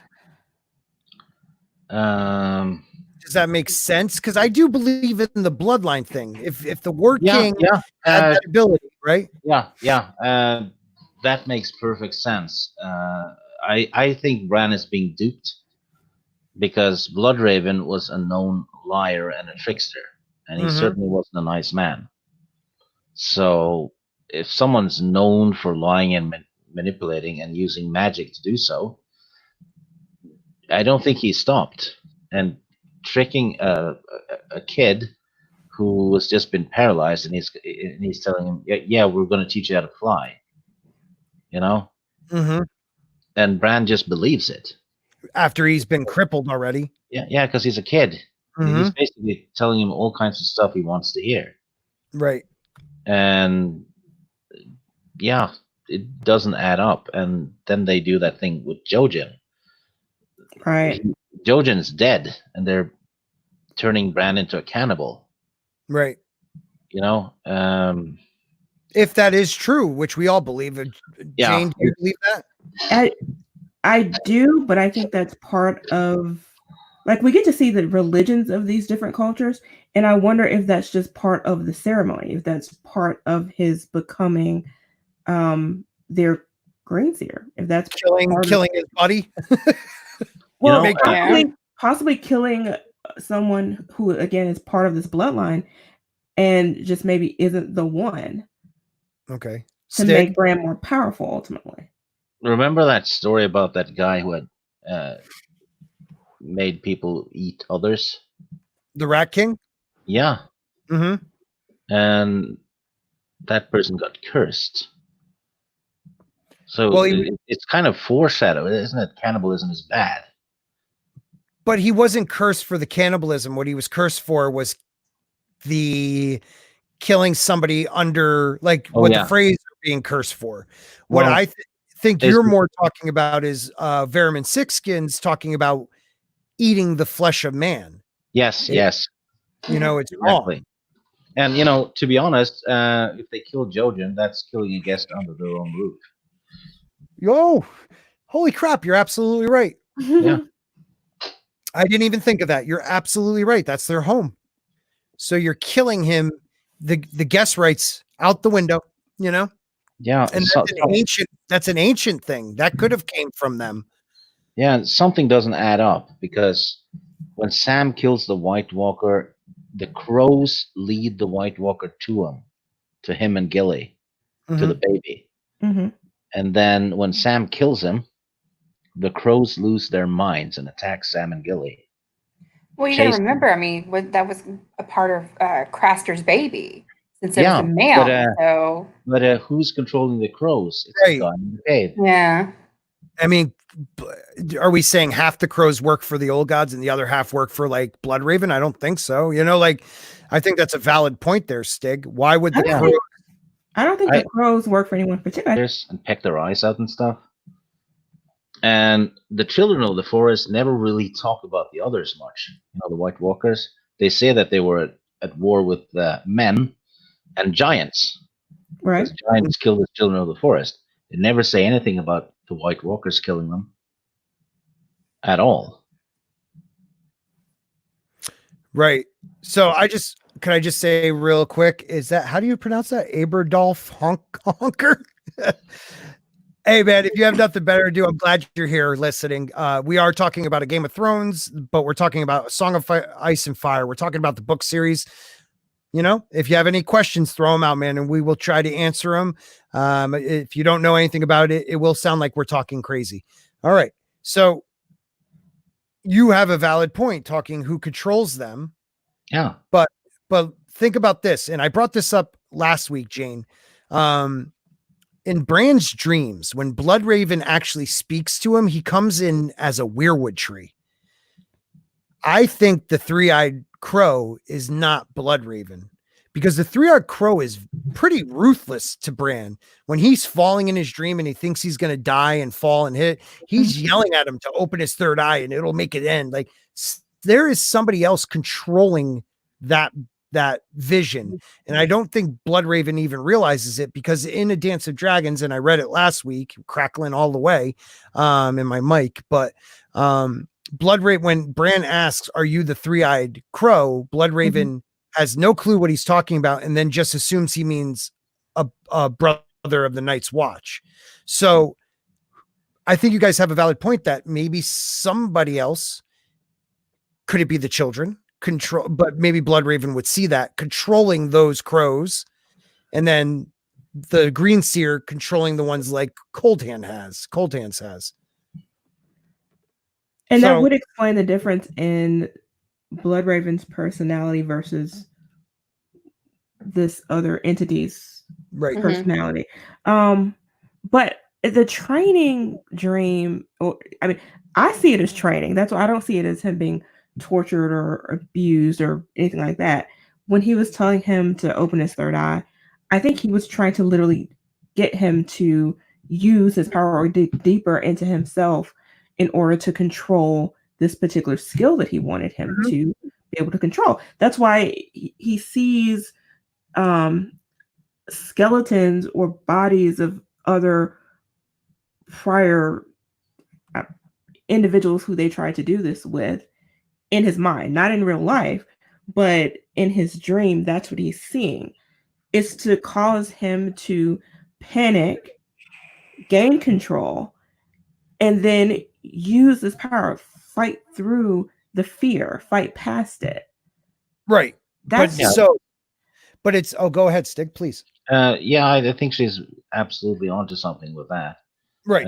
It just struck me that a third eye, that's an extra sight. right. So green sight. Mm-hmm. But this is my problem with it. It's they didn't allow it to come naturally to him. They had to force it. Is that because of the wars to come, or that they want to use this child because he's naive? That's my question. Like that crow forcing him to open that third eye, unlike Arya, who it came to because she also was blinded by the faceless men and forced to use that third eye. Because if you read Arya's chapters, Arya fails at every single step of the way, and they keep giving her ups in her grade. Oh, you passed that one. No, you didn't. She fails almost everything. She kills people when she knows them. She does all the things she's not supposed to do, and they keep letting her progress in that house. So it's like they have these two separate groups that and Stig also think there's a connection with the children and the faceless men and maybe even the Iron Bank. They're forcing these kids through these horrible, travesties to get them somewhere that these kids may not have gotten to naturally for years to come, or maybe at all. It's like they're using visions of the future, I guess, and manipulation to basically place all the pieces on a chessboard beforehand, before the match. Right. And George Martin has said it often that he actively tries to reverse roles. Right. So because he even said Hitler was evil, but he was fond of dogs, right? Right. Yeah. I should laugh at that. I'm sorry. Oh, it's funny as hell. Yeah, but he said that, and so what I think he's doing is the characters we sympathize with in the story are unwittingly the villains. Right, like Danny may be, and Jon Snow may be, and and if you look at the progression of the characters, right? The people that start off as evil villains, we've started to sympathize with now. Right. Because Daenerys has started to do a lot of shady stuff. And she started off as a goody two-shoes. And Bran certainly is, if he's turning cannibal, that's not a good sign. Arya is on a killing spree, basically. And Jon Snow has done some shady stuff too. He's look he- look at Brienne. Yeah, Brienne as well, and Jamie, and even Cersei started to grow on us, right? Hmm. They started No. off as villains. No, No, Why not? I hate Cersei. Lena Headey playing her is awesome. I love her for that. Cersei is the Carol Baskins of Westeros. She really is. She really is. I mean, it's just Lena Headey, like I said, Lena Headey playing Cersei is fucking fantastic. Yeah. But I'm sorry, I hate Cersei. She's horrible. She's horrible. Even in her Yeah. POV, she's horrible. And when you start thinking she's getting somewhere, you know, with Kevin Lannister being in charge and all this, Varys goes and just screws that all up. She's a nutbag. Mhm. She's a nutbag in the story. In the books, they make her more loving in the show, like you said before, Christy. If In the that's book- even possible. I mean, Right. it's just Right. Oh God, Cersei. We're gonna go south on our next episode. You meaning on the topic or when we're talking about stuff? I think a little bit of both. Yeah. We're gonna go south. We're gonna go south so badly. Right. We are gonna go south. Exactly. We have Tommy's in the house. Everybody, Tommy. Hi, Tommy. Respect Hi, the Tommy. guinea pig. Another monster says, I always loved Jamie, but Cersei sucks. Now, look at Jamie, like you said, his growth. One of the worst characters becoming something better. Now, I don't think George is going to do that. He falls back into his old ways. I think that was a lame cop out for the show. But you have someone like Brienne, who's supposed to be like one of the most noble knights, yet she, instead of dying, she says, okay, I'll go, most likely is going to go kill Jamie. I mean, the last time we see her, she's talking to Jamie and telling him to, oh, I found one of the girls, come and follow me. Mm-hmm. You know, so I think Stig, you're on a valid point. The people we think are good are going to turn out to be the wrong people. This is George R.R. Martin doing what Ruin Johnson could never do. He's subverting our expectation of what a fantasy Hate that story is. phrase. It's Yeah, the truth, though. And he's been talking about that all along. That in every old fantasy story, the villain is evil because he's wearing all black, Right. and stuff like that. And the orcs are evil, and the hero is always dressed in white, and he's dashingly handsome and stuff. And he said he didn't like that. Right. He didn't like it at all. So he's flipping it around. He absolutely is. Right. So what does he give Jamie? He gives Jamie the white cloak. He's supposed to be the pure good guy, but yet he starts out bad. But does he deserve at the end of this story the white cloak? Will he get back to black is bad and the white is good, or will he keep it that flip that he's been doing? When you first see Jamie, he's the white knight, he's Prince Charming, and he turns out to be, a incest rage monster, arrogant asshole who, yeah. Exactly. So who's to say we've been seeing the children and like we were saying, Jane, Bran is an unreliable narrator. He's 12 years old. Leaf telling him a sob story, he's going to believe it. But if the children were who would they be a threat to? Everyone. Humanity. Right. What we're told is that they had their fight, they had a pact, and then from there they apparently lived in relative peace with the first men for however long. Why would they suddenly decide to undermine or attack humanity now? Let me ask you a question. Do you believe that the children made the others? Yes. Jane? I think that they probably did, and they got like an experiment that got out of hand. Mm-hmm. But that was during the fight. I mean, all's fair in war. No, it wasn't. If you read now, granted, the old times, we don't know if that's reliable, written by a maester. But in the world of Ice and Fire, you see that the pact comes, Mhm. the fighting stops, then you have the Age of Heroes, and then the Long Night comes. Yeah, So because they broke That's the when they pact. came back. no, right? that's the No. first time they came. Yeah, and So- George fine. Martin has said the others, the White Walkers, are a race. They're like elves. They're not a construct. They're a different race, because Leaf even says it, that they fled north with the giants and the other old races. The only other old race up there is the others, right? The others, the giants. Yeah, I think so. Yeah, so there's only those left.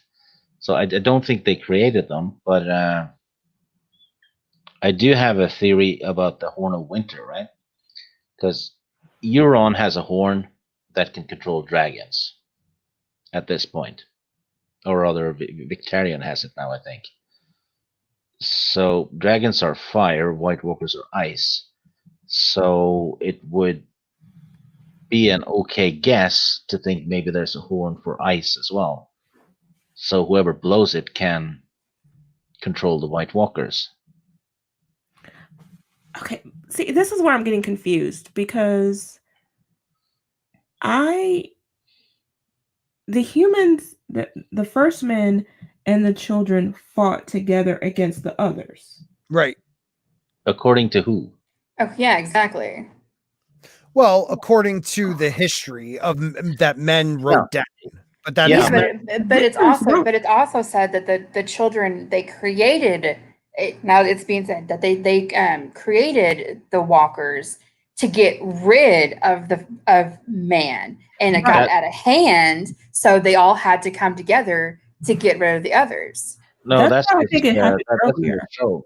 That's only in the show. Exactly. That's what I'm saying though. That's a theory that's out there too. okay. Yeah. So let me just read this real quick. Hopefully, I don't crack. So this is after the coming of men. All right. Regardless, the children of the forest fought fiercely as the first men to defend their lives. Inexorably, the war ground on across generations until at last the children understood that they could not win. So they were smart enough to say, we're going to get wiped out if we keep fighting. Right. The first men, perhaps tired of war, also wish to see an end to the fighting. So this is where they go to the God's Eye. They make the pact. So this is the coming of the men. Now, if you go to the next page, it is the Age of Heroes. Okay. And they talk about Bran the Builder and all that stuff. But then it's the Long Night. So men had to come back. The Long Night happens where we may find out that the children created the others.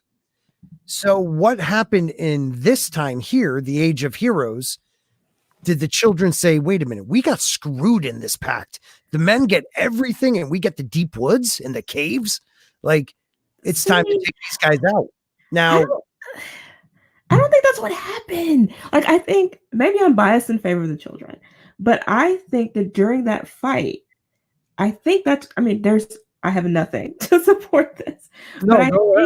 I think that these were weapons created during that fight, that they were part of the fight, but that they were smaller in number, perhaps, whatever. Once the pact was put in place, everybody went their separate ways. They went their way, the giants went their way, the others went their way, everybody went to their corners. Then the others maybe multiplied in number. We don't know what was going on. They may have had their side pacts with a member of the first men, similar to what we see with Craster, and they built up their numbers. They no longer needed the children. And they are their own people. They have their own society, their own customs, their own desires at this point. Now they're no longer weapons. They're independent creatures. And they decide that who are these two entities to decide for them what their future should be. And then they come down And the other two people who've been perfectly content, the children and the first man, have to come back together because now they're both threatened. That's sort of how I saw it. But how? Wait a minute, I missed the first part of that. Why were they created in the first place?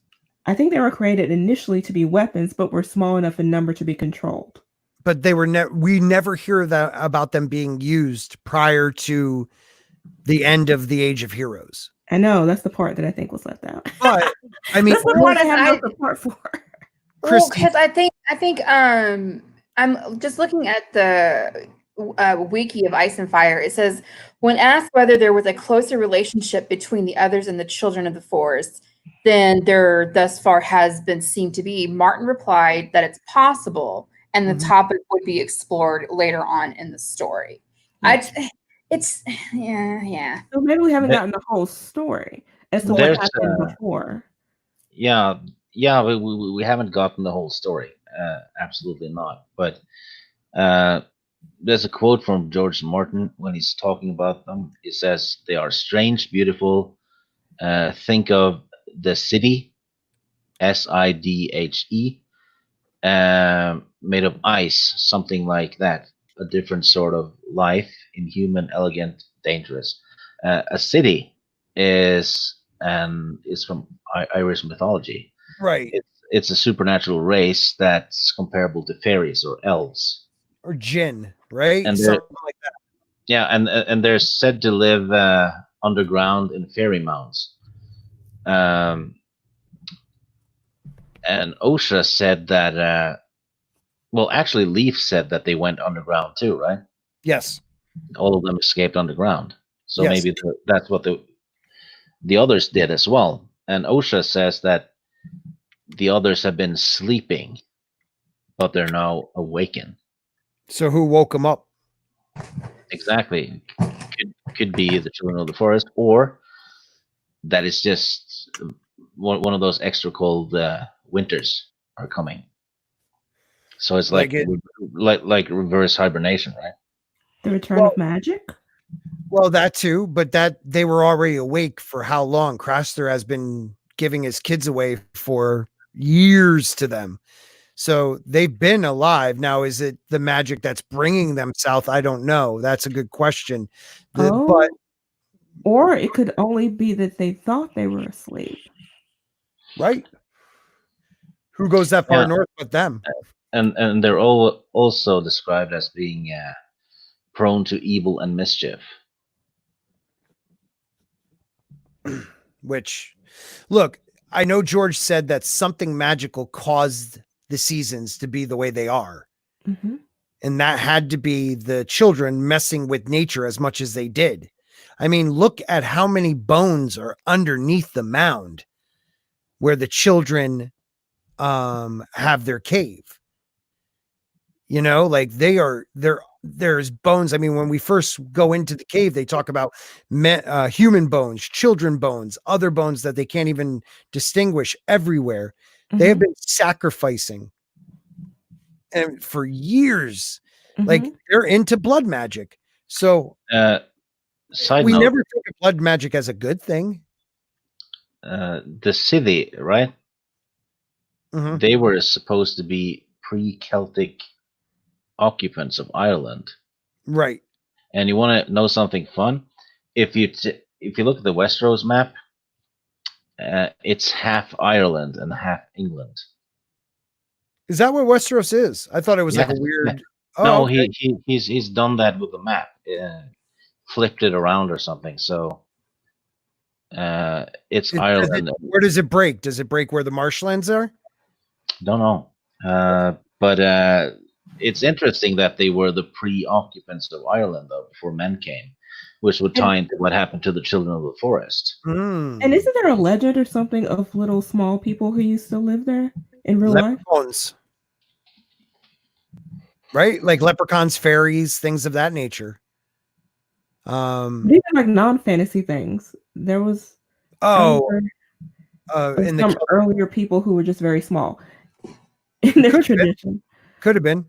Like Hobbit size, we're talking? Yeah. I don't know that. That's a good question. If anybody in the chat knows, let us know. Actually, I found a picture. I can send it to you about the England and Ireland thing, because it's basically England and Ireland upside down in a way. Can I ask a question? And I don't think this is what it is, but Adam Price asks, what if Euron's horn is actually the horn of winter and not the dragon horn? Mm. I think Stig and I both agree what the horn of winter is. Yeah, the horn Euron has, as soon as he blew it, or rather, the guy on Victorian's ship, that's when Daenerys' dragon went ape shit and flew off. Is that what you think? No, that's pretty much confirmed. Really? When Drago? Yeah. When Drogo. Thank you. Yeah. If you look in the if you look in the group chat now, I'll show you what I mean about the. Okay, yeah. Oh. Put that in there. Yeah, it is. Holy shit. On Twitter, I have a. Oh, it's on Twitter? Yeah, Hold on one second. have a scoop for you. All right. You guys keep talking, but I first want to say hello to Snatch Face the Fool. What a great name. Hail chat, hail Sporting News. And we have Miss Martin Muse, lover, and totally Stig Kenobi. I completely agree, from Another Monster. So you guys keep talking. I'm gonna go get that. I just share it. I have both. So, how about that, Carol Baskins, huh? That's a great idea. Actually. Great idea. Here we go. Look at this. Wow. Oh, wow. Especially the Erie area, right? It's identical. I don't want to go too much because this is actually from like DMs, so get everybody's names in there. Yeah. No, but I mean, look at that though. It's remarkably similar, especially the what's it called, the fingers. Yep, the fingers. Also up in the north where that bay is on the left-hand side. Yeah. Where my cursor is, that's the fingers right there, correct? Right. Yeah. Yes. And look at on the other one. It's identical. Sorry, if I need to zoom out, let me know. But no, you're good. I don't see anything. That is cool.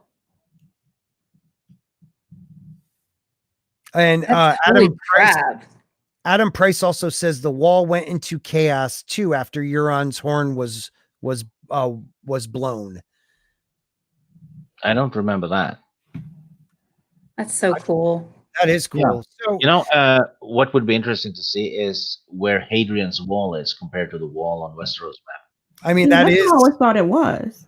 Well, that is his Hadrian's Wall was the idea. Yeah. You know, he was on top of it. But if he flipped the England map, right, and added Ireland, right. So would Hadrian's Wall be exactly where the wall is on the Westeros map? I love how Teresa bleeps out. No, I just put that up. West Cork. Put a cork in it.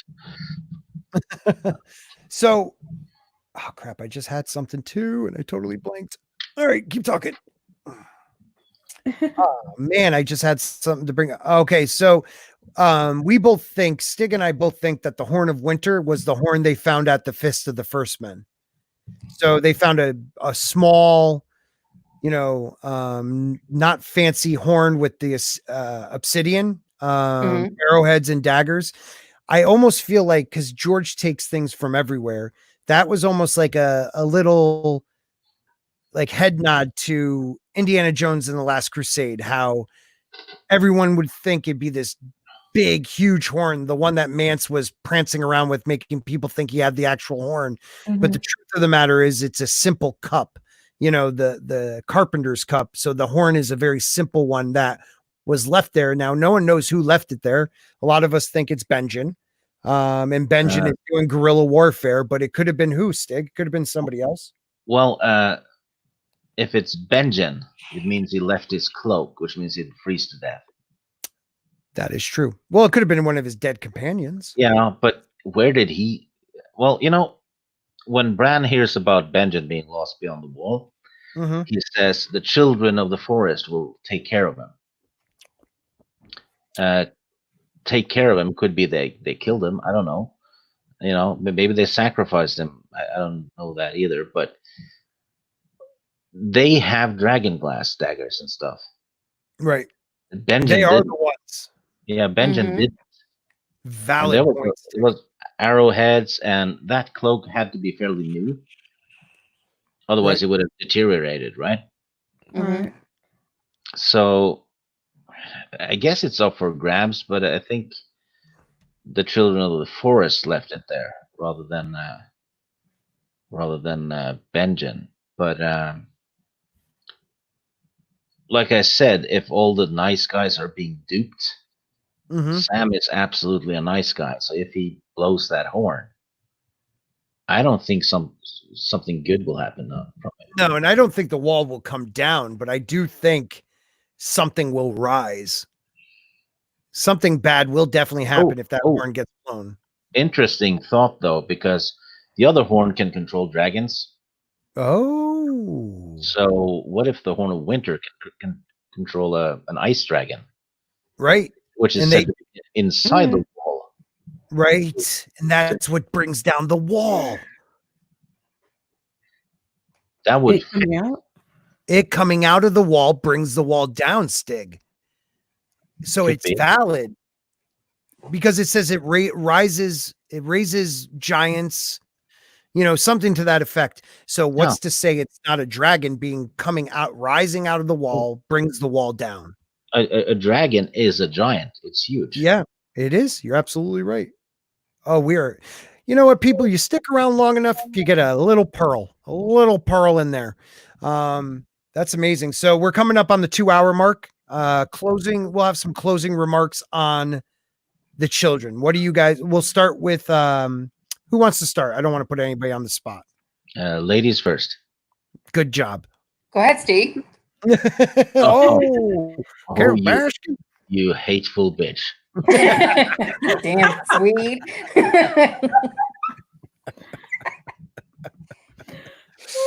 Oh, Miss Jane, go ahead. Oh, okay. Where do you think, let's put it this way, Jane, where do you think the children's story goes in a Winds of Winter? So I think where it goes, it's difficult to say because I actually don't think that they're going to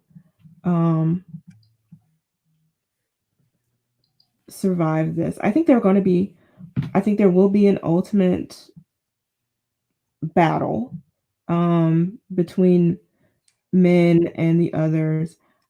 I think that they are going to use their gifts to the extent that they can, led by Bran. I think it's going to be much better than what we saw in season 8. Mm-hmm.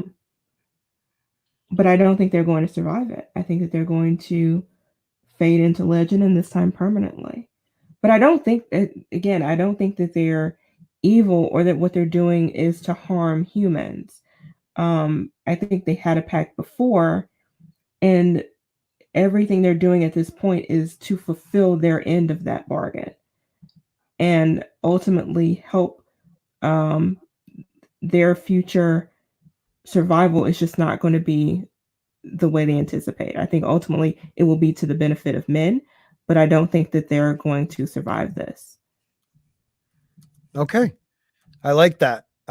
You're almost taking on is George going to follow, kind of Lord of the Rings, who he always talks about Tolkien, being the age of man.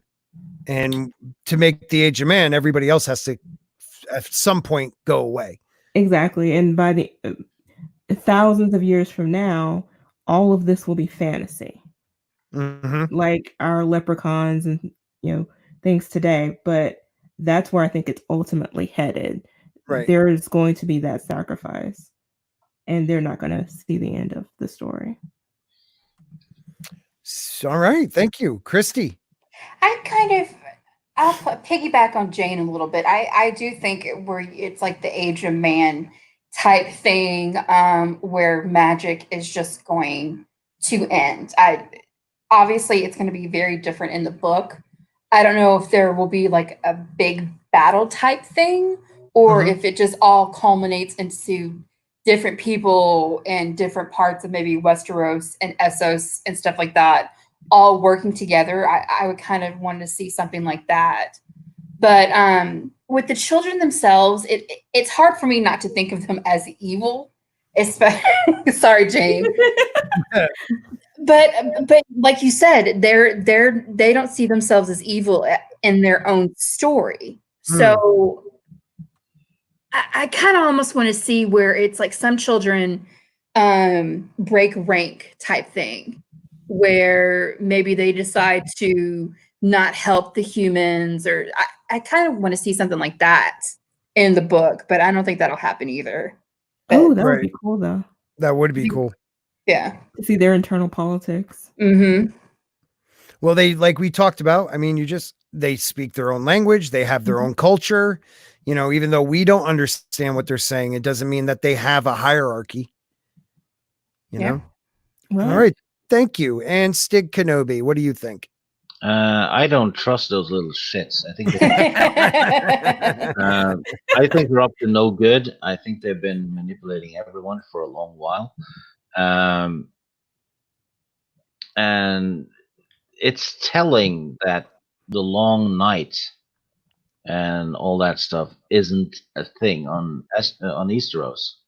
It's Mhm. only on Westeros. So Is that true? I I mean, I don't think anyone described White Walkers attacking, Marine or anything. but they have stories of the White Walkers all over the world. Like they have stories of the Long Night. Yeah, but we have stories about The flood, yeah, it exists around the world. yeah, Right. the earthquake in Japan, stuff like that. But I'm a firm believer in the Ragnarok theory, and that one ends with 2 children being the last one standing. Mm-hmm. I think that's 2 children of the forest. Wow. Wow. Yeah, That's and crazy. I'm Wow. actually, I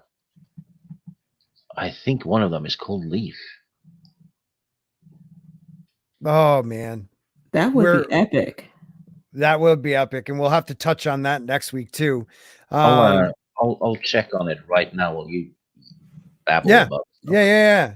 I always babble. You know me. Yeah. So, all right. Well, thank you guys. What I think first before we close out, what I think is the children, like we have been saying, are the heroes of their own story. They're finding a moment where maybe that they can finally use the others the way they want to, the way they've been trying to.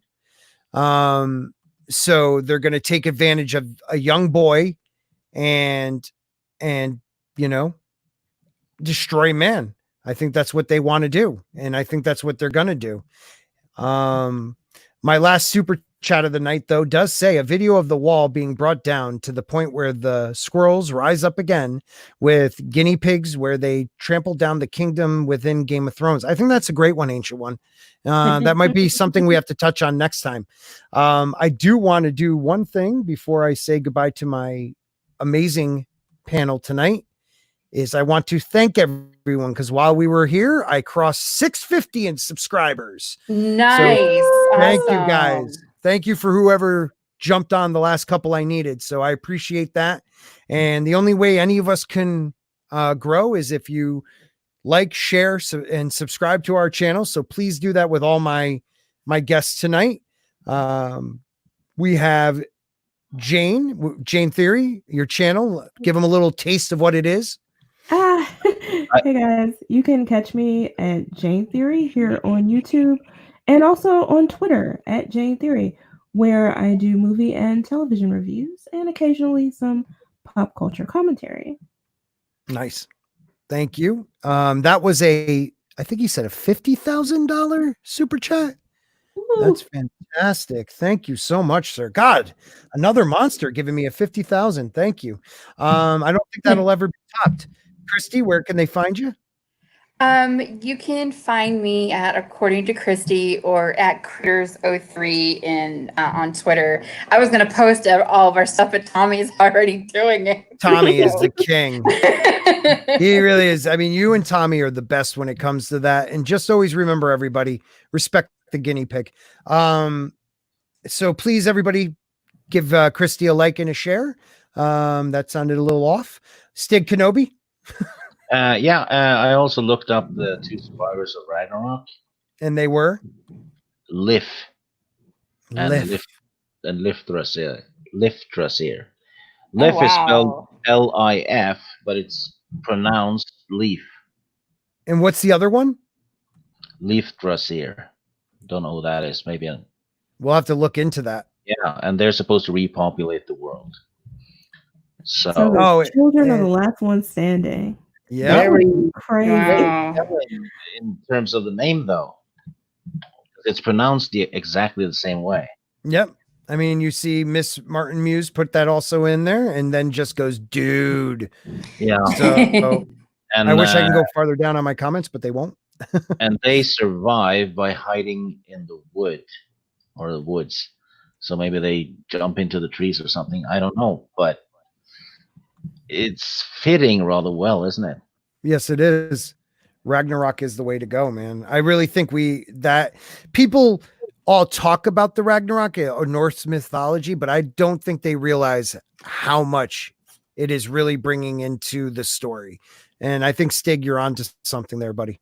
It just breaks my heart because you have this period where it seems like the children and the First Men are working together. They're teaching them their religion. You know, they're probably intermixing. It's just they're one family. Well, let me ask you this question, though. All right. I love that you said that, because let me ask this question.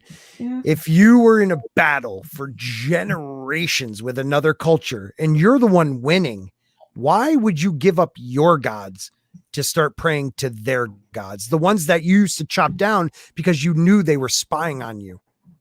Well, this is what I think though. I think the ones who did that among the First Men, I think it goes to why the First Men have been sort of their own thing for so long. Not to say they haven't intermixed with the Andals and all that, but I think part of it was that these are in today's people, and the people who came out of that were the people who were intermixed. Maybe they adopted the religion of their mothers, who were the children. Well, okay. I mean, that's a tough one. Okay. They could have intermixed as part of the peace accord, because that happened in real world. Oh, history. Well, look at the Warg King. The Warg King, they took the women, they took the mothers, they took the children, they married them, and that's how the Starks got that bloodline. But what did the Warg King do? How did he get that bloodline? He had to intermingle with the children, or somebody in his ancestry did. So that's a valid point. That's a valid point. When it comes to, the losing side accepting the other one's religion and stuff, it's obvious what happened. It was the bloody liberals. I like it. And with that, we are going to end. Thank you, everybody, for coming. I really appreciate it. If you guys like our stream, maybe you could throw in the chat, a W for Winds of Winter, that you want to keep these coming. Next week, we are going to talk about, we're going to talk about Cold Hands. We're going to talk about, look at Tommy's chat. The last thing. Very relevant. Ragnarok. The Ragnarok one? With a man and a woman inside an apple tree. The Bible starts with a man and a woman eating an apple from a tree. Ooh. Interesting tie-in. Devouring it. That's crazy. So this is our prehistory that we're reading. Yeah. That's crazy. Dun, dun, dun. Hey, a lot of people think that, like I said, this is a post-apocalyptic. I don't think it's to the extent that some people do, but they believe the world of Westeros and Essos is post apocalyptic. That's why the seasons are the way they are. That's why you have the oily black rocks and different, the sea stone, the sea chair, or whatever you want to call that one, Christy. The sea stone chair, I think it is. Yeah. The 5 forts on the northern boundary of Essos, where the great empire of the Dawn used to be. So like a lot of people think something dramatic happened, and this is how they explain it, with different stories of the breaking of the arm of Dorne, but it was actually a natural disaster, things of that nature. So I don't know. What I do know is next week we're going to talk Benjen Stark, the Ghost of Winterfell, and Cold Hands. So I hope you all can join us on that. And don't forget, the following week, May 11th, we will be discussing our first book review of Game of Thrones actually it's the prologue through chapter 20 of Game of Thrones. So please, if you have any questions or any points in the chapters that you want to point out, I'm hoping we can go chapter to chapter. And if we don't make it through even 5 chapters, I don't care. We'll just keep moving along that way. But I like to thank everyone once again, Miss Martin Muse, Tommy, Ancient One. Who else did we have in the chat tonight? Because my thing ain't working here. We had Another Monster, Adam Price. Crap. I'm sorry, guys. I'm trying to remember, but I can't. So if you were in my chat, thank you very much. Guys, remember, if they're calling you names, they've already lost the war. As Stephen will say, wash your hands, wash your ass, and stay away from people, or whatever the hell he says. Have a great night, everybody.